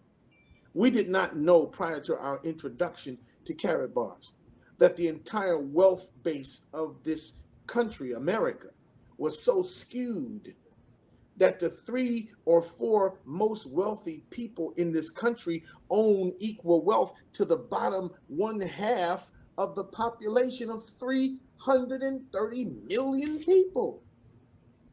That's inequity and iniquity. That's imbalance and unfairness. And so when you look at that one time, when you find and sponsor that one Kevin Tourex, that one Eric Tourette Muhammad. Eric was so far away from it at the beginning when we went on the Zoom presentation. I'm telling it all today. Talk about that shoulder in the bitch. 1, 2, 3. We talk about you, brother. So far. Both of y'all going. That's cold blooded. That's cold blooded. But yeah, y'all did it. But you're right. I'm tricking other people to do the same. Okay, because it's duplicatable. Go ahead, tell the story. Tell the story. I'm gonna tell it. See, Brother Eric was the kind of a man who is an accomplished professional. He's an award-winning international journalist. He served as press secretary for not only prominent Americans, but African heads of state. He's lived intercontinentally between Africa and the United States for many years. He was brought up by his father. Come on, man. Stokely Carmichael, known many as Kwame Ture, to be a freedom fighter in the way of information and truth. That's why he's so indefatigable. He's not tiring. He doesn't stint. He doesn't catch his breath. He keeps pushing. So every morning at 8 o'clock from 6 days a week, class is in session at 8 o'clock. See, that's why a man like that, that part of him you can't duplicate. But what he does, you can. What he does, you can duplicate. And you can duplicate being able to reach those people who are washed in the sewer water of skepticism. You can get to people who have been caught in the hedges of hate. They have been stung by the thorns of self-doubt, and they don't believe fat meat's greasy. You got people, that's what my grandmother used to say. See, you got people here that we have seen enough people, and under the tutelage of Brother Kevin 2X, this is a true fact. I have learned to become a haterologist. See, I can tell haters. I can see what kind of hate this is and what kind of hate that is. Is that a hate dealt based on your own self-doubt? Is that hate based on your fear of success or failure? Is it hate based on your dislike for people who look and sound and haven't experienced too much like your own? Teaching. What is the reason why you hate? And when we can break through hatred, we can win that person. But I dare say that Mr. Ty Best is correct. We need people, but we don't need all people. We love everybody, but we wait for nobody. This is a train that is coming, and just like Curtis Mayfield once said, Glenn Perkins, you know what I'm going with this. Curtis Mayfield said, people get ready, there's a train coming. You don't need no baggage. Get on board. You just get on board. See, when people are ready to make a change, they'll make it, but not a moment That's before. a fact. That's why I had my own stupid attack, 14 months. You came to me early in 2017 when you first came to Karatbars, and you said, Brother Minister, we've known each other, been friends, and cooperated in this mission for 20-something years. Let's go do this. I said, oh, thanks, Kev. You want me to buy you another cup of coffee? I didn't see it. But then one day the light bulb came on in my mind. Hey, Brother James Muhammad, I said light bulb, good to see you. But when the light bulb came on in my mind, when the light bulb came on in my mind, I said, hey, this is what we need to be doing. And the rest, as they say, is history. So in the remaining 10 minutes of time, let me tell you how good it's been for me to have been able to sign up, not Kevin 2X, but yes, I did find Marquette Brad. I didn't find Kevin 2X, but I did find Colleen Muhammad. I didn't find Kevin 2X. Teach on, Sister Jai. Come on. And Jai went out. See, she's like the people that you're going to talk to after this goes off. She came to Let's Go Weekend on a Friday night presentation, and I noticed her getting up to walk out of the meeting early. I walked over to her to ask her what was the matter, and she said, I need to see you at the back of the auditorium. I go back to the auditorium. She says, I said, what's wrong? Why are you leaving? She said, I'm not leaving. I'm going to sign up in front of all these people that's going to sign up here tonight. That's what she said. That's what she said. That's an actual fact. She went and got a business package. And that Sunday, less than 48 hours later, she had a meeting at her home for there were 9 people there. 9 people. And out of the 9 people, 10 signed up. Do the math. Somebody missed that one in their seat. I think you need to say that again, because that's a fact. I said out of the 9 people, 10 signed up. One of those who heard from his wife and signed and became a legend in Karatbars and in network marketing is the man who's hosting this program this afternoon. You never know who is there. I'm asking you to remember what you came to Karatbars to do. Remember why you're in this bit. Before I give it back to my brother to close us out with the points that he needs for us to take away, I'm just a witness. I may not be a principal, and certainly I'm not on trial. Karatbars is not on trial either. We got a record of 9+ years of continuous service in the most difficult industry in the world, financial services. Our product is real money. 24 karat pure gold, 0.999. You're going to hear them 3 nines a lot lately. See, in all of what we're looking at, we have become successful. And it starts out a little small, simple looking thing. It don't look like nothing. What do we do here? We save a lot of gold. We tell a lot of people. And thank the Lord. Come on. We make a lot of money. Thank the Lord, we're getting on the other side of money as an issue. Thank the Lord, we're getting to a place where money is not going to hold us back. Thank the Lord that when our son goes on a school trip with a busload full of screaming 5-year-olds like him, Even though we're the big macho Kevin Thompson, we can get on the bus with all the children and have a great time. We're getting on the other side of money so that when something happens that we need to be at, we can go. And I'm saying to you, listen to the man in the black cap. Listen to the man seated in front of many of his awards and decorations from his success in this business. You can see them behind him. And that man has earned the opportunity to have our ears. And so I'm honored, Brother Kevin. I'm honored, Brother Eric. I'm honored, Brother Glenn Perkins. I'm honored that all of you around the country would be here and we would have an opportunity to tell you that nothing is too big. Nothing can stop you. Get started today. And if you have already launched a year and a half ago and your business is kind of slowed down and got sluggish, jump up today and get relaunched. Jump up, get a renewed spirit. You feel it in your hands and then you feel it in your arms. Maybe you feel it in your shoulders and before long it's in your feet and you have to run. You feel it in your whole body and you've got to move. It's a spiritual thing. Not just an intellectual thing. It's a whole lot of smart people that don't get it. And then there's some folk like me. I'm just a nobody. You know what I'm doing. I'm trying to tell everybody. You know the rest of it. See, this is the kind of thing we have at our disposal. Let's go, family. You're never going to meet people like Mr. Gregory McKay and Mr. Rodney Roach. You're not going to meet them. There's not Cameron Gambles growing on trees. You don't find Tanisha Gillespie's on every neighborhood community block. These are men and women of distinction who have become a part of a movement that is changing the entire world. So I say to you today, you can either be a punk or start your business up. You can either be soft and rabbit-blooded and weak and afraid, or you can become successful. You can do the same thing you've been doing and all complicated and trying to figure stuff out. But a wise man told me that complication equals stagnation. So why not get up today and simply duplicate what Brother Kevin 2X just said to you? Brother Kevin, I'm going to give it back to you because I'm glad to be here with you. Our next road trip starts in the morning. So let's get busy.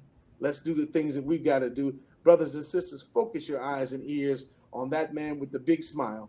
That's Kevin. Man, I'm humbled, as I said in the onset of this conversation, to be on the platform with you, Brother Jamil. And I mean, you know, for that new person that's listening to this information for the first time. Oh, and I didn't exclude that old person that's been sitting on the platform trying to figure out how do I re-stimulate my opportunity. The objective is just what you're doing right now, listening, plugging in, being a part of the electric current that rejuvenates you and gets you reacclimated to the vision and that feeling that you felt in your gut when you first heard this information. See, we got to stay connected. We got to stay attached to the vision of freedom. Don't ever lose the focus of becoming financially free. Don't ever lose the focus of having your time freedom. And please, by certainly, don't lose the focus of the eventual time when you will have the location freedom to travel about the planet as you need to, like, as in right now, this being a time where most of us are, you know, socially distanced and quarantined in our homes, but being able to have the freedom to be able to say, I can relocate. I can get into another space where they see most of the time it's only money that holds us back from those things. Be able to tap into the resource of the best article that we have on the planet. We call it God's money. It'll be here before, you know, after most of us are gone, as it was here before most of us came. Gold is like the alpha as well as the omega. understand that you can't go wrong. One of the things that got me so ignited, Brother Jamil, as if I'm not always lit up, was to be able to go in my back office and look at the very first purchase that I made. Well, the second one, because my very first purchase was a premium package when I got involved in the opportunity. But my very second purchase was for me to give me a fine piece of gold. When I look in my back office and I look at what I exchanged my fiat currency for at that time, and I look at today's rate of value of that same piece of fine gold, it excites me. Isn't it something? It let me know that I've made the right decision.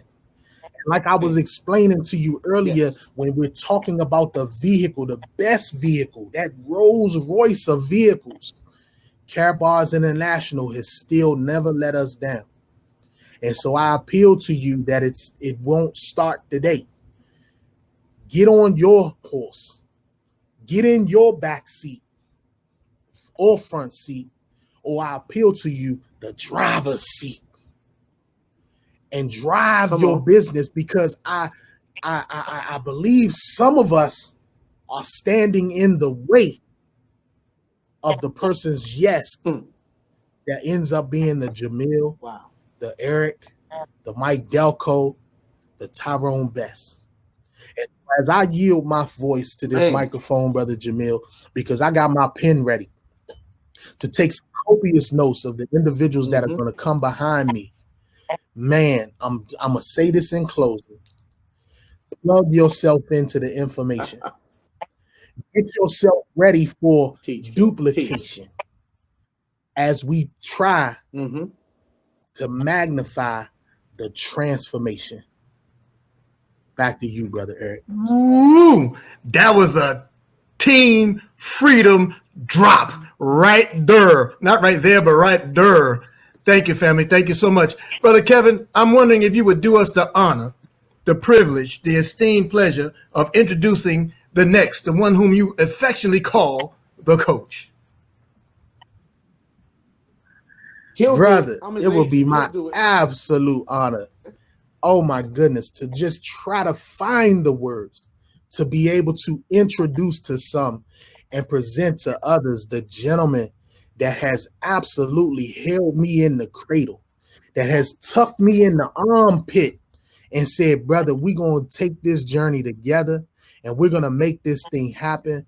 I mean, I want you to understand, and please get your pen out and your pad out, because I promise you, you will not be, man, what's the word I'm looking for, Jamil? You will not be disappointed. That don't even serve the purpose of the English grammatical language of what I want you to understand you about to embark yourself upon in listening to this man's voice. This gentleman goes by the name of Mr. Michael L. Delco. He comes by way of a humble city in Atlanta, Georgia, and has been on this journey for a little over 7 years, has financially freed his entire family. I think that a gentleman of that magnitude deserves a few moments of your listening space, the 6 inches between your ears, because I'm still trying to find out how I can rescue my entire family from the ravages of financial incarceration. So without further ado, I want to yield my voice to this microphone to introduce to some and to present to others my coach, Mr. Michael Delco. Coach, are you there?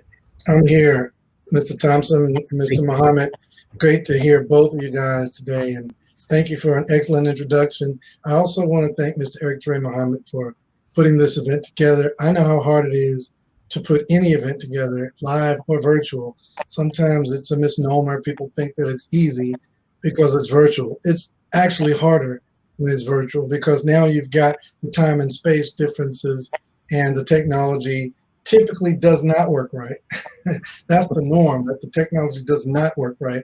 When it does work right, you're feeling like, yes, we did it. But Mr. Eric Trey Muhammad, thank you for your extraordinary leadership. Jamil Muhammad, you already know, one of the greatest orators in the world. and legendary mentor. Thank you for your kind words and awesome words today. Mr. Kevin Thompson, guys, let me tell you, that's a soldier. I appreciate it when people say nice things about me, but Kevin Thompson, that's where I go when I'm down. That's my go-to guy. Everybody needs to be poured into, and that's the guy who pours into me. So, and that's real talk. I'm not saying that because he's on the platform. I'm saying that since he's on the platform, he deserves those flowers right now. So I'm going to be super brief. I apologize now for not taking up my entire speaking time because what I have to say is super simple. The presenters before me were just smashing. Miss Kimberly Broomer and Tony, they were just outrageous. Tony Chambly and his wife, they were just outstanding. And so you've received more than enough financial education from those speakers before me, and the speakers coming after me, you're going to get more than your fill of being inspired. So I'm kind of like here in the middle, wondering why Mr. Eric Toure Muhammad put me in this position after Jamil Muhammad. That was kind of cruel, but I'm going to let you slide with it, Mr. Eric Toure Muhammad, and I'm going to do my part to bring some value to this platform today. So I'm sharing some slides here and just tell you a little bit about me and my wife. So my name is Mike Dalco. My wife, Monisha Dalco, she's the pretty one on that picture right there. And I spent 15 years as a mortgage banker. Most recently with Wells Fargo. My wife spent over 20 years as a corporate trainer with a major corporation, most recently here in Atlanta. And today we are both full-time, retired from corporate America, full-time Karatbars affiliates. We are full-time entrepreneurs. And this is what we do. And not only are we full-time entrepreneurs, our children are full-time entrepreneurs. They don't have jobs because of the information that we've been sharing with you today. I'm pretty sharp. I spent a considerable amount of time in the financial sector as a mortgage banker, but not nearly as sharp as the speakers that spoke before me. And because of that, I didn't know what I didn't know. No one ever told me the simple fact that gold is money. And so it revolutionized my life. And it put us not only in the position to be retired in full time, literally, it put us in the position to live a life of our dreams. I mean, life of our dreams where it's emotional for me to even try to talk about it. The things that we've experienced over the last 6.5 years were beyond my expectations. Dr. Miles Monroe said today, let me see if I can say it right. Something, y'all can help me type it in the chat room, but it was something like, if what you see is not what you saw, then what you see is temporary. That's what he said. And what he meant is, if what you see in your current existence is not what you saw in your spirit and in your dreams, then what you see is just temporary. You're on your way to your wealthy place. And guys, what I see is bigger than what I saw. And that's why I'm so honored to be a mentee of Mr. Ty Best, because one thing he always tells me, he says it before he leaves every event, he says, dream bigger and don't let anybody steal your dream. And I have taken that to heart. I remember Mr. Best saying once on a presentation that no one in his household has a job. They haven't had a job in, Miss Valerie Best hasn't had a job since Ronald Reagan was president. And he said his sons had never even applied for a job. And when he said that, I got indignant in my spirit. I wanted that. I wanted what he said. And I received those words that he spoke. I received them as if he was speaking directly to me. And it wasn't but a few years after that that I held that same testimony, that my children don't have to work if they don't want to, that my wife no longer has to go and clock in. She's plugged in. That I haven't had a job since March the 3rd of 2014, all because of the information that I'm going to share with you briefly. So I like what J. Paul Getty said. He said, I'd rather have 1% of 100 people's efforts than 100% of my own efforts. I like what Warren Buffett said. He said, if you don't find a way to make money while you sleep, you'll work until you die. Listen, guys, you can have all the financial education in the world. you got to get some money. You got to have a starting point. You've got to find a way to get cash flowing with or without your own efforts. And then I coined a phrase, and I said, if you don't find out what real money is, you'll work until you die. You will work until you die. Anything that is defined as money must be a store of value. It must store your labor. It must be worth as much or more in the future as it is today. And so I'm going to give you this little brief illustration of what that means. And I'm like this. If somebody had told me when I was a kid to start saving gold, I would have done it. I know I would have, because I'm the same guy that when I finally heard about saving gold when I was 49 years old, when I retired, I would have done it then. I wouldn't have waited. I would have done it then. And so here's the point. In 2014, shortly after I had joined the company and I had retired from my job, I got a call from one of my business partners, Miss Sherry Brown. And a friend of hers needed some cash, and she had some gold. Her father had left her 12 ounces of gold. And so she was calling around to see if anybody would take her gold and give her some cash. She really was in a bad way for some cash. And so Sherry Brown called me and said, could you help her out? Now, listen to that word, help her out. My way of helping her was to give her cash and take her gold. Now, how many of y'all really believe I was helping her? And you might say on a whim, you know, as a reflex, yeah, you were helping her, Mike, because she needed the cash. But it pained me that she needed cash and was going to give up gold to get the cash. I feel like Mr. Best, I bet you if I had said, let me come by your house, and if I can't find enough money for that ounce of gold, I'll give you the cash for the gold. But I didn't. I guarantee you she had more than one flat screen TV. I'm sure there was some old office equipment around the house. I'm sure she had some things she could do a garage sale and get rid of some of the clutter and come up with enough cash to tide through that situation, that financial situation. But instead, she took what she knew was easily liquidatable, which was the gold that her father gave her. And at the time that her father gave her that gold, I guess gold was around $600-700 an ounce. And she had kept those 12 ounces until this critical time in her life. And I met her. I said, I tell you what, I'll meet you at the gold dealer. And if they don't give you a good enough deal, I'll match it or beat it, because I didn't know what they were going to offer her. I didn't understand how gold dealers work. So I met her down at Jackson's Numismatics, right down in North Atlanta. And we walked in the store, and she took that ounce of gold and handed it to the numismatics dealer.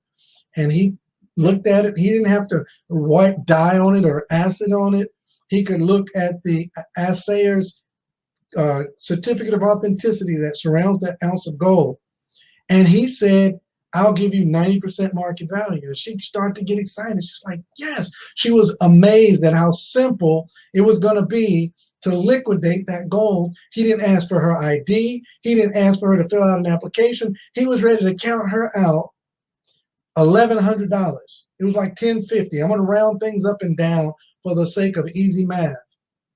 He wanted to give her $1,100 for that $1,200 at that day, $1,200 ounce of gold. And she was like, okay, great. And I tapped her on the arm. I said, don't worry about that. I said, I'll give you more than that.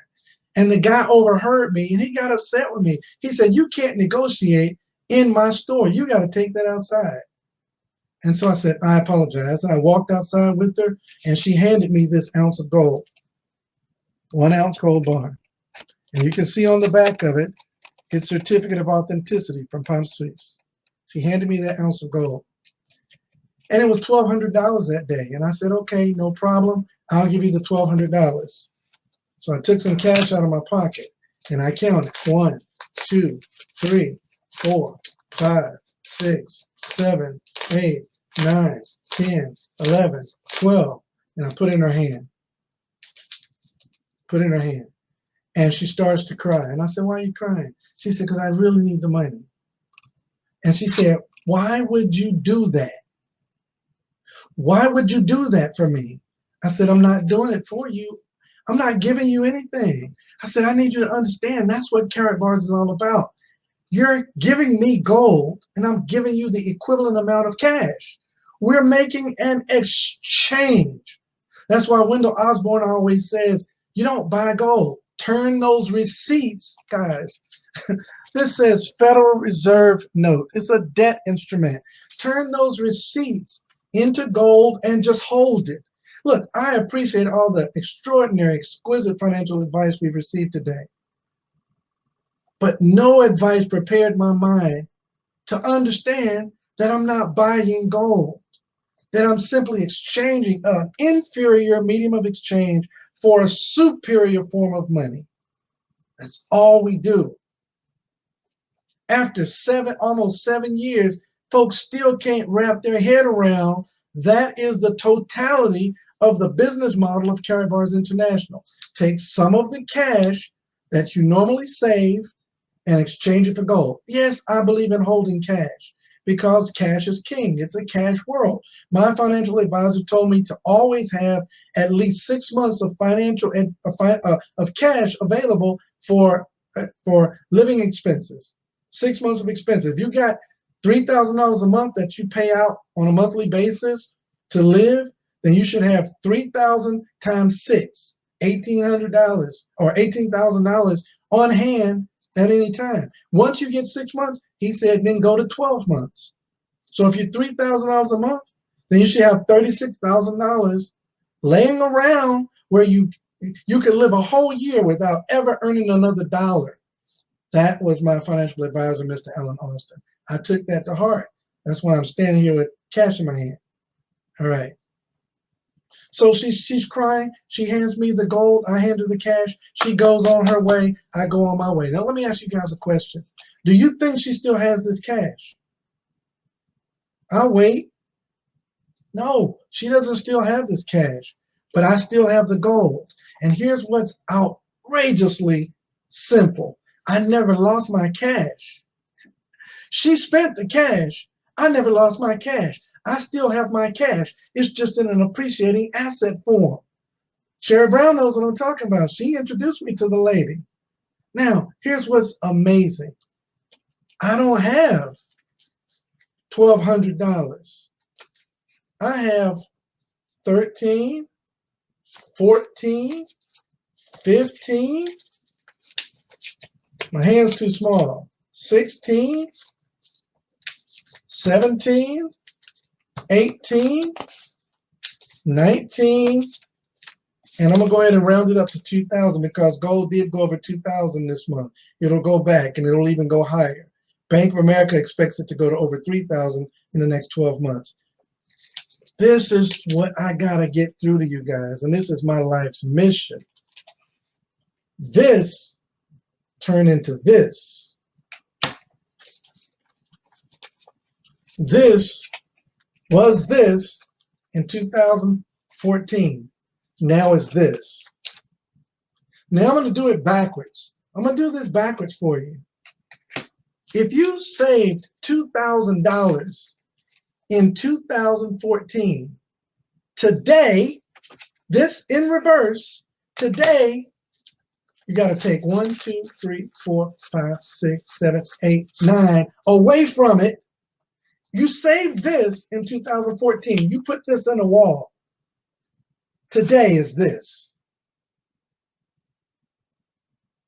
Just because somebody didn't tell you that gold is money, you put this in the wall or under the mattress or in the bank, and you took it out of the bank, and today is worth this. That's Karatbars. That's what we do. Guys, when I got this in 2014, it was worth this, and today is worth this. No matter how you say it.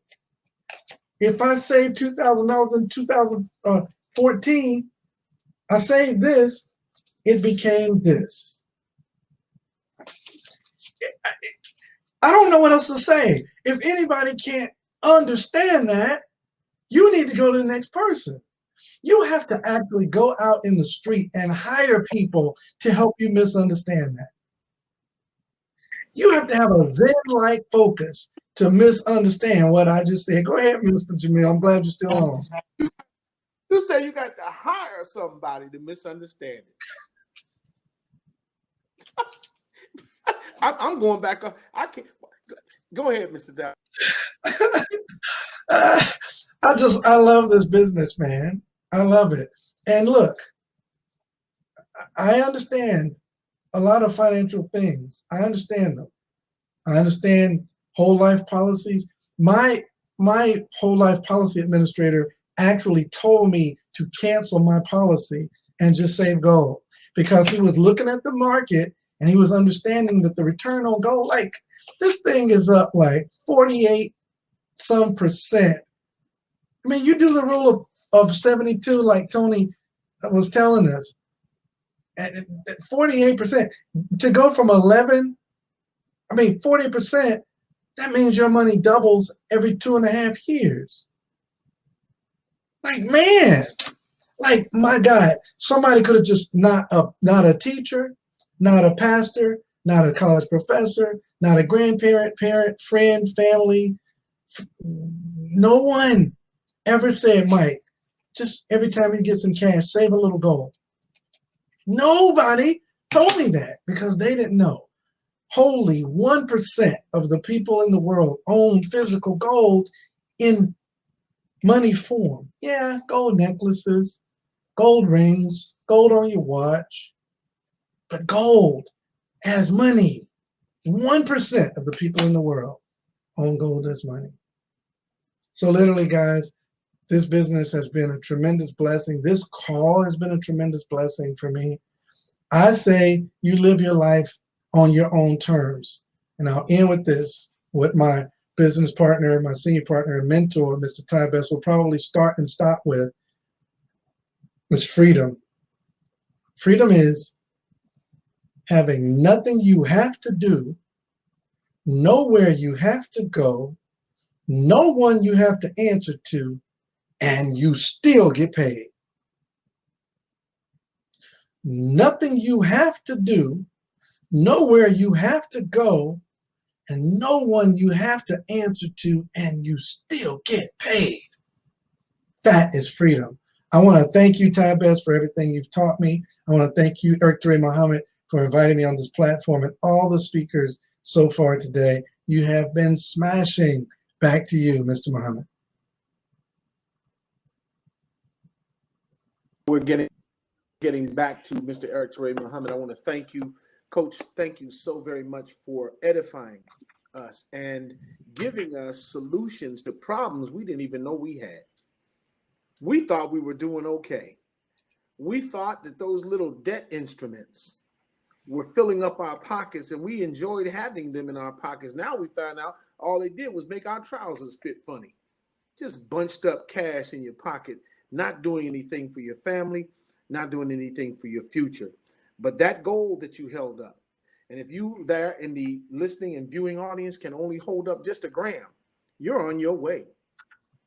That ounce that's over there, that ounce makes a big difference.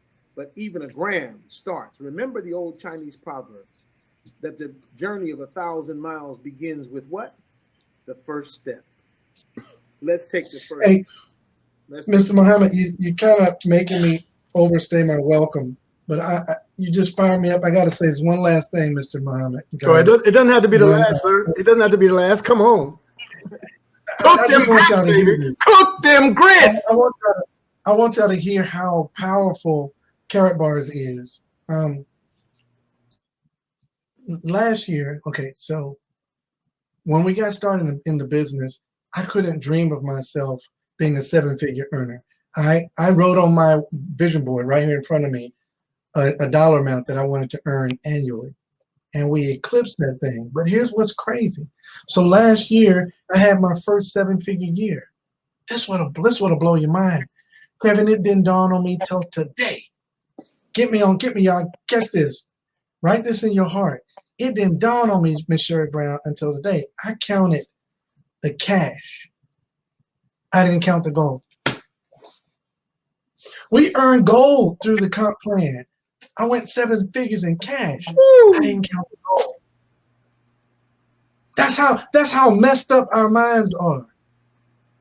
I counted the cash, and didn't count the real asset, Minister Jamil. My heavens. My heavens. That's it, guys. Thank you. No, it ain't. No, it ain't. Floss, Kevin, floss. Floss the freedom. Floss that freedom. Freedom. Oh, he's going to grab something. He's going. Oh, he went for the case now. He made the over the shoulder. Ooh, there you go. Lord.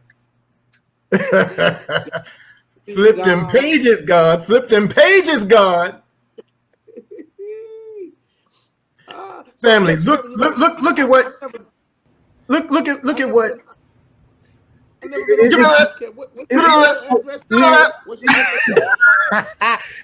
You just gotta be a product of the product. That's why I'm trying to tell you. It's about the duplication. I was able to trick Brother Jamil. Jamil was able to trick Brother Eric, and guess what? Coach tricked me. That's how it went down. When that first conversation we had, man, I still remember it like it was yesterday, Brother Coach. I remember it. Tell it, brother. Tell it. He tell it. Me and my partner Brian Battle. He show you what has been happening for me in the last 3.5 years, and he showed me that he was a product of the product. So I said to myself, if I just get that part right, something's gonna happen. I'll give you one that Brother Kevin gave me. We were just talking about the unilevel. I'm infatuated with the unilevel. Always enjoyed the savings and what that meant because I had never been able to do that before. This man said to me, and I want y'all to hear this. Kevin said, he said, man, when you can earn on a monthly enough income to replace your expenses for the following month, then everything you earn every week would be just gravy. I said what I say. I said, I'm going to do that darn thing, right? And I put it in my head, and I put it on the wall, and I put it in my book, because you gotta write these things in to will them. You got to keep them in your presence, okay? So one day we're on the Mighty Mighty Power Call. This was a year ago, July. Come on. Okay. And I'm there, and July 11th it hit, and we just got rank advancement, and I'm waiting to come on. Brother Carlito and I were on tour with California Radio, going from city to city, pushing teams, helping to build teams. And I'm just sitting there with a little steno pad, red pen, because, your pops always told you red pens, right? Okay, so red pen, and it had a column. It was a 2-column steno book. What I needed, how much I had. That was on it. It was just that simple. And we're going through the power call. I'm just waiting to come on. It's not that it's insignificant. I'm waiting to come on to celebrate those who have gotten packages and rank advancement. And that's all I'm waiting on. But I'm just sitting here writing. I said, okay, airfare, got that. Oh, I'll take it from here. All right. Oh, hotel. Okay, that's 40. Okay, I'll take it from here. Oh, I can take it from here. And I just kept doing that throughout the call. When it was over, the money wasn't over. Come on. The unilevel was still sitting there with money from the previous month. And this was I want to say it was a Tuesday or Wednesday, and we hadn't even got to payday Friday. And the first thing that came to my mind was what Brother Kevin said. And I'm sitting there, and all of a sudden, next caller, you're alive. And I almost cussed. I was like, I couldn't get myself together. I started crying. Those days we didn't have the visual, so you didn't see all the balls of mucus just hanging all off of my lip. And so it was celebrated. I'm losing my mind. And then Mr. Dalco gave me a call. And Mr. Dalco said, I want you to understand the gravity of what just happened. Those are his words, gravity. He said, you did that from a free position. You didn't need a package. You didn't need coins. That happened from a free position. He gave me another heart attack. I was like, oh my God. So that has become my my thing. And I'm telling you, family, when you don't plug in to the trainings to learn the significance of what's in your hands, then you will forever, ever be in the hole. Like Mr. Brother Jamil said, this, how do you say it? The sewage of skepticism. God dog. Bruh, that was cold-blooded there. That was cold-blooded there. I don't know anybody I can use that on, but look, I'm gonna use it a few times before it becomes mine. But the power of what you have, your unilevel trainings, your 5 and 5, especially where we are right now. Do you realize how many of you right now on this stream can literally be a gold director in 15 to 20 days? Teach. Because all it is the power of 2. Yes. If I'm reversing this now. This is called wishful thinking. If I brought Kevin and Jamil on, right? Okay, that's my first line. They go get Mr. Dalco and Mr. Best. That's my second line. They go get Miss Sherry Brown and Mr. Gregory McKay. That's my third line. This can go on with just 2 people, and I'll have 5 lines. And the people I named, I would have me a car, a villa, a few watches, a couple of, please, while I live. Teach. You understand? While I live, and still never touching the generational fortune that I put in place for my future. That's what's so significant about what Mr. Dalco said. Mr. Dalco said, hey, I counted this out. I counted out cash. I didn't count the gold. Man. As Brother Dante says, yowzers. Now I gotta communicate from Mr. Best while Mr. Dalco, literally while you were counting the money, Mr. Dalco, the cash rather. And he says his subject at 6:15 this evening, his subject is never give up, 37 years of Karatbars and 37 years in network marketing and why Karatbars. So he's coming at us at 6:15, folks. 6:15. All right. So y'all got some time. I don't know if we want to do a little more roundtable discussion. My wife is back. She can tell you thank you for all the well wishes, and look, I got the best of it. She admitted that I did it. This is our anniversary. Okay. Hey, Falami. Family. Thank you all so much for your support. We are so grateful for your attendance. We hope and pray that someone somewhere had a catalytic moment this evening, this afternoon, so that they are just advancing forward and they just got that little spark that they needed to just keep moving, keep pushing, going higher than they ever anticipated. So we just thank you. Did I get you a nice anniversary gift, baby? He hooked me up, y'all. He bested me this year. I have to give it to him. This was like the best gift. All right. I have to bow out for this one. Yeah. Thank you. Thank you, brothers. Thank you, baby. Now, it couldn't have happened if we weren't quarantined, sheltered in place, and in an opportunity that allows you to get back your time freedom. Gives you back your time freedom, gives you back your location freedom, gives you your financial freedom. Yes. It couldn't happen anywhere else. There's so many levels to this opportunity that we haven't even touched yet, folks. So when Mr. Dalco said fresh fire forever, that's exactly what it is. Mr. Best just told me he's getting on right now. He's coming on. All right. The grits. Got him cranked up. Got some water for my grits, baby. Let's go. Bro Jamil, would you mind holding it down while I go and coordinate this to Mr. Best to bring him on? Oh, we can do that. We know you're going over there just to hug and kiss on Falami. We know what you're doing. But all right, go ahead. Those young lovers, it's good to see them.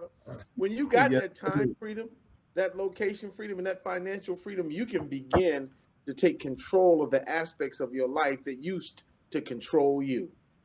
Remember, you probably don't remember, Brother Kevin. You've been in Karatbars long enough. You probably have forgotten. But there was a time when you didn't decide which destination you wanted to fly to at the airport. You were having to decide which bus to take across town to work. That's a fact. Yeah, just try to remember, okay? Just try to act like you remember. I remember it. There wasn't many moons ago. See, family, we have something in our hands that builds the spirit of camaraderie and teamwork and brotherhood and sisterhood. It has made us friends and family all over the country. When I talk to my brother Glenn Perkins in Jackson, we may not talk every day, but when we talk, it's brotherhood. That's right. You all didn't know that Mr. Rodney Roach, the amazing Mr. Rodney Roach, you didn't know he was a great gospel singer, did you? Come on. That thing can sing like a bird. Yes, he can. You didn't know that right there in South Jersey, Dr. Gwendolyn Bonner is a naturopath physician who has healed many in her community and is now using her gold business to become free to aid in the health and resurrection of a whole community. Did you know that Rodney and Sydney Berger, whose anniversary it is today, happy anniversary to the Bergers, they moved down to Atlanta and now they're affecting a whole new group of people. How about Ronald and Kay Coleman, all over the globe, doing things with the brilliance and creativity and spirit of a family who has got focus?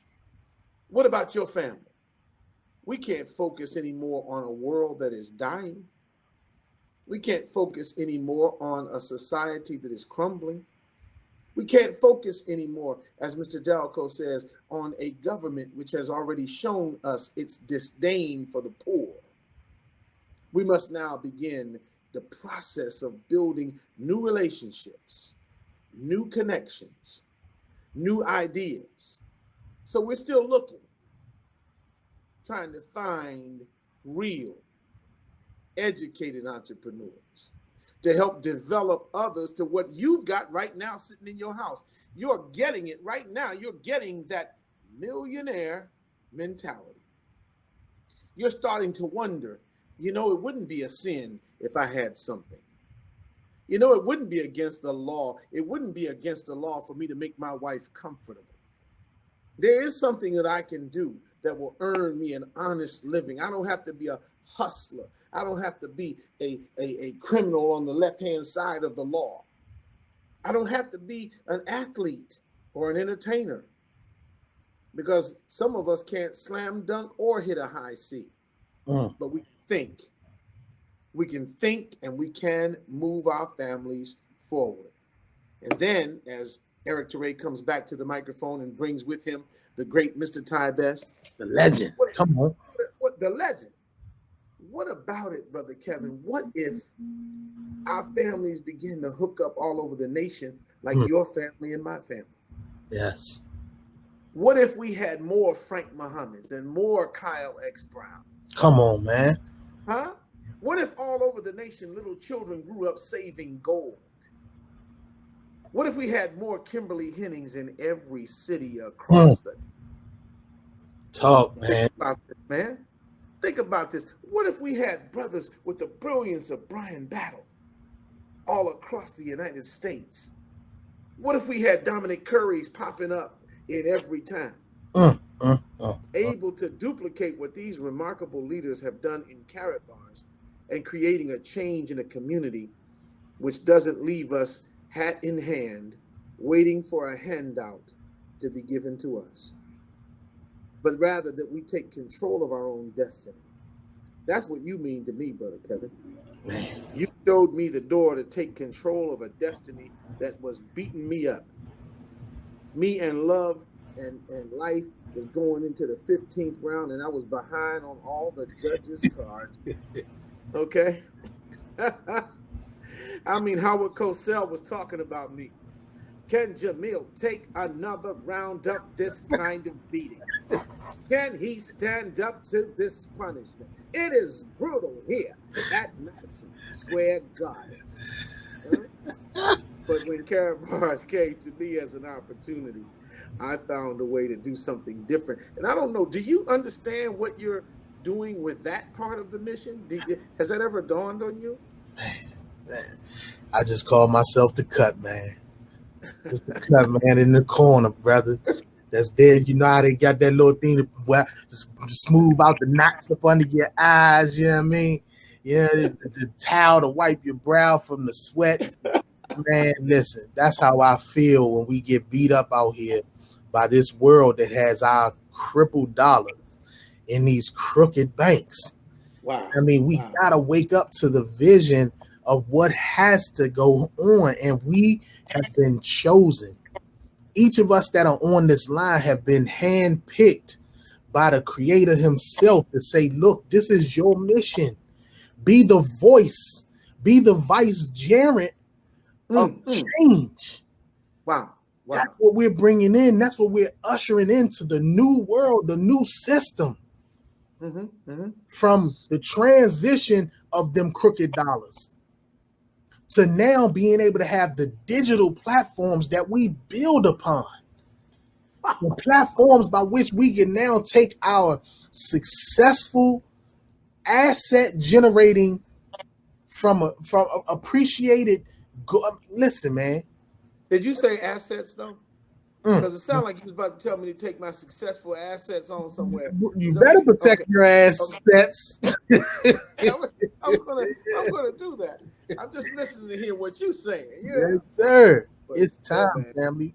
It is the finding of this life that we have an opportunity, man. I mean, it doesn't conflict with anything else that you may be doing. Karatbars is not going to take control over your life and supersede what you already have value in. If you believe in education, by all means, get an education. Qualify yourself for professional participation in the field of your choice, but always have your freedom on your mind. If you believe in religion, by all means, qualify yourself for the hereafter and plan for your eternal destiny at whatever cost. But while you are here, remember, Karatbars is helping you to have the vehicle so you don't have to wait for some pie in the sky by and by when you die. No, come on. You can have something sound right here on the ground while you're still around. Y'all don't hear me. Y'all hear me. I'm telling you, there is a way for us to do things that create the reality. Remember the descriptions of a heavenly condition. Some say that heaven is a condition of life experienced right here on this plane. That's why they call it walking. You can't walk without legs. Some streets, you can't have streets unless you got pavement, of gold. You go through a pearly gate and you walk some streets of what? Come on, everybody. Gold. Huh? You're in a land of milk and honey. Milk comes from cows and honey comes from bees. We already talked about that. They're right here on what? Earth. So you're creating your own hereafter. Right here on earth after you change your mind. Come on, man. Hereafter. Woo. Teach us right here after being in alignment with your assignment. Come on now. Yes. See, so this is what the acolytes and mentees of Mr. Ty Best are coming to. This is what his leadership is inspiring in us. He tells us to become readers because readers are leaders. And so we read constantly. We're developing our minds and developing ourselves constantly. He tells us to dream big and let nobody steal your dream. And so while we're dreaming bigger and bigger. If your dream is material, feel free to dream materially. If your dream is a community development where our young people can be safe and not be in the streets. If you're dreaming that our older citizens, our elders, can walk to and from the store or the community center or the big checkers tournament that happens right after the shuffleboard playoffs. You want them to be safe. Go ahead, Paw. Walk on down the street. You all right? Huh? No, go ahead, Ain't Willie Mae. Go ahead, baby. It's all right. You can do that by creating a change in the condition. We have it within our hands. We have it within our hands. Where do you think you find Bishop Suttons? Just laying around any old way? Where do you think you find a David and Rhonda Hollins? You think they just common everyday people? Man. But what I'm saying to you, within the sound of my voice and within the sight line of my beautiful contoured face, what I'm saying to you is that there's nobody like you. Never has been before in the history of all of the universe. Never has been another you until now. And when you're gone, there'll never be another you. So you might as well do something unique that has never been done before. Teach. Huh? You may not come from a rich family, but doggone it, a rich family can come from you. Huh? Make some things happen. And this is the time to make them happen. Brother Kevin, I'm just fired up a little bit. I'm sorry. I don't mean to talk too much. I feel like, I don't want to be like, Drew Bundini Brown. Since we're in the boxing now, Drew Bundini Brown. Y'all remember him? He was the one that used to stand face to face with Muhammad Ali like I'm standing face to face with you. And he would say, rumble, young man, rumble. I'm telling you, when it's time to build your business, get up and rumble. Man. Yes. You got everything in your corner.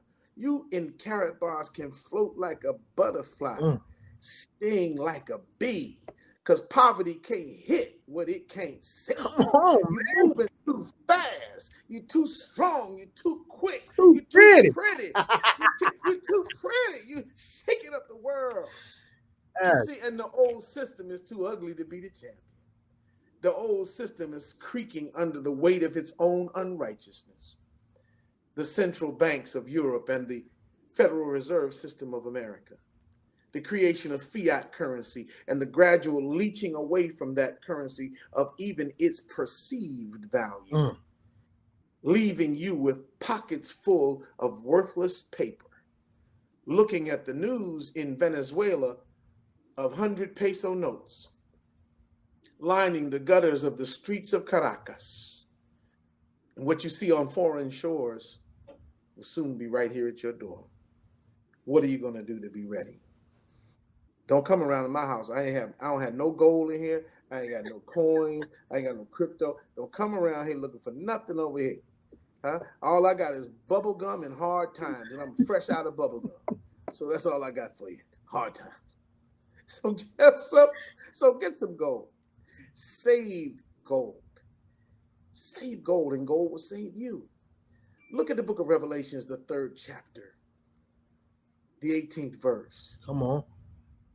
Where God tells us, and I'm sorry if you don't believe that the Bible is anything but a collection of socially, anthropologically interesting stories from yore, then take it as that. But in Revelations 3:18, the Creator says, buy gold, which is from me, and be rich. But the verse preceding it tells us that the people thought that they were wealthy. They thought they were okay, but their condition was described as wretched and pitiful.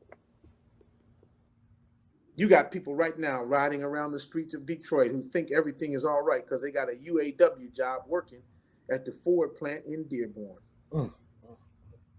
You've got people right now walking around the streets of Miami and Orlando thinking that because they work at the amusement park, Disney is going to take care of everything. You got folks who worked in the airline industry for years and now they don't know what to do because airline ridership is down 80%. Planes are stored in hangars from coast to coast, and the airline travel experience is getting more and more predatory and difficult and hard to deal with. But not Karatbars. We sit at our home tables, sipping on cold grape juice, with our mind on our money and our money on our mind. Mr. Delco said he had money that he didn't even count. He forgot to count. Did you hear what the man said? Imagine that, man. He said, I knew I went 7 figures with the cash, but I forgot the gold. Man. See, when you forget the predominant portion of what you own and focus on that portion which is less significant, that can be said to be a position of security. That's a fact. You sisters tell me, I wish that I could talk with Miss Cindy Berger, and I wish I could talk with Miss Sherry Brown. I wish I could talk with Tanisha Glaspie and Shelby Casey Thompson. I wish I could talk with them, and they would tell us that as women, they appreciate security. Even if they're professionally accomplished and well known throughout the highest levels of the financial world, like attorney Laura Ryan. They still want security. And when you can secure your family as a man or a woman, when you think about Washington, D.C.'s Sheila Nolan, Valerie Smith, these great women of standing principle and character, when you think about Demi Simon, come on, giving a rich education. See, these are the men and women who make this thing possible, Brother Kevin. That's right. And you don't, no one can duplicate who you are, but you can duplicate, and you should duplicate what those who have gone in front of you and been successful have done. You can't be Tyrone Best, but you can do what Tyrone Best did. Come on. That's a fact. You can't be Mr. Al Bustin' Loose Murray. You can't be Al Murray, but you can do what Al Murray did. You may not be able to speak with the intensity and the flame of Crypto Steve and Bitcoin Lou, but you can do what it is that was done by Lou. You can do it. What will be your mark? Get ready to make it. Get ready to make your mark. Get ready to rumble. Get ready to rumble. Angelo Dundee is sitting right behind you. Louis Cedra is rubbing your shoulders and getting you ready to go into the ring. I know Joe Frazier look fierce. I know he does. He's smoking. But you are the prettiest one ever. You're the greatest of all time. You're a bad man. You're a bad woman. You shook up the world. Get ready to shake it up again. That's right.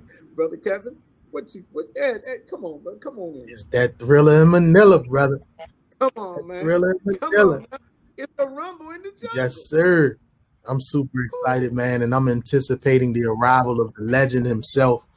I mean, I can't wait to hear what he is going to share tonight. It's going to be amazing, and understanding why this vehicle, as we talked about earlier, is the way by which we need to get and obtain our financial freedom. I mean, it's just beautiful to have been a part of this amazing industry for so many years, to learn and find a seat at the table in a company like Karatbars International. I mean, when you understand that we don't even have any competitors, we don't even have a company that's out there that's even in our lane. You know, individual, I mean, there's no other company that has a system with a compensation plan attached to it that's connected to the most finest and the purest of asset. There isn't any. And so therefore, we want to see Karatbars successful. We want to be the ones that are in the trenches digging for the foundation of Karatbars International. Don't be so quick to just be worried about what Karatbars can do for you. Always keep in mind what you can do for Karatbars. And right now, our number one mission is to go get the people. Go and let folks know that we exist. Yes, for sir. the journey that's coming down the road with our V999. Understanding that, listen, we got to let the world know that we exist. You know what it's like when you looking for that good meal and you saying to yourself, man, where am I going to eat dinner tonight? If you don't know what's in your proximity, especially when you're traveling, Brother Jamil, and we done landed on that hotel and we trying to figure out what we eating tonight. I learned from you, though, one thing. I did learn from you, brother, one thing while traveling. Stay consistent. We literally have been from coast to coast, California to Florida, New York, all up and down. And Brother Kevin will get the same. Can I tell him what it is? Okay, I'm going to tell him what it is. Kevin walks in the restaurant. He says, give me turkey and cheese on a croissant. Come on. He gets the same thing in every lightly toasted. Coast to coast. Lightly toasted. I said, man, but tomorrow you're gonna try something different. Right? You're gonna let's see how adventurous we make each other. Man, I tell you, get out, brothers and sisters, and live this life. Why not? Why not? You don't have to stay trapped in debt slavery, where you work to earn, and then when you earn a little, you borrow a lot, so you can go buy a lot. And when you buy a lot, then you got to work to pay off what you borrow. And while you're working and paying off what you borrowed, you buy some more because what you bought before has worn out, and you're back in the same. Come on. Over and over and over again, not able to break out. Oh, I like what Brother Tony Shannon said. He said, listen, he said, you got to be able to use the principle, the Parkinson principle of living within your means and allowing your money to grow. I know that's hard for some of us. We make fun of the brother who gets a few dollars and buys him a Bentley and a new barbecue pit and rides around the neighborhood dripping fresh Jerry curl activator because he can go to the shop whenever he get ready. See, but there's a way for us. Yes, you're going to do some things to consume, but don't give in to conspicuous consumption for vanity purposes. Right. That's right. I love what I see my brother doing, Brother Kevin 2X, who has set aside the things that he showed us. Those aren't his. He secured them, but they belong to his son. Teach. His daughter. I saw you when you took little Kevin and told him, son, this is your inheritance. It's a fact. And I walked outside because I didn't want, it was kind of a moment for me. And I got to preserve my super duper macho, because everybody know I'm super duper macho. Like I taught Shaft how to be hard, you know what I'm saying? So I couldn't stay in there and watch you tell him about his inheritance because I might have been moved to see the love of a father for his son and to see the appreciation in the eyes of a son for his father, who had looked out for him in advance and provided him not upon death, but while life is still coursing through both of your veins, to say, son, I looked out for you because I love you, and I know I want my grandchildren and their children and their children to have a future that Big Papa K started for them. It's a fact. That's real. Man, that's a fact. It's real. Man, y'all have any questions? Come on in the chat room with your questions. Make sure you let us know who the question is for. If we can see it here, we'll go right into it. If there's someone else who has any other questions, make sure that you do it. Just type in the chat on the lower right-hand corner of the page what you want to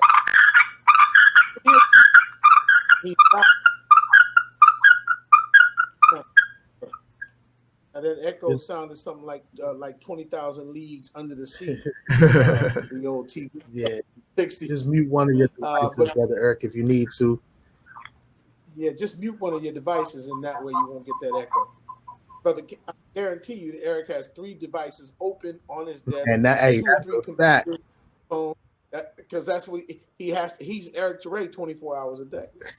We can't hear you, brother. Say something again, brother. Talking to Mr. Best, we got cut off. He's supposed to be popping. I don't see him.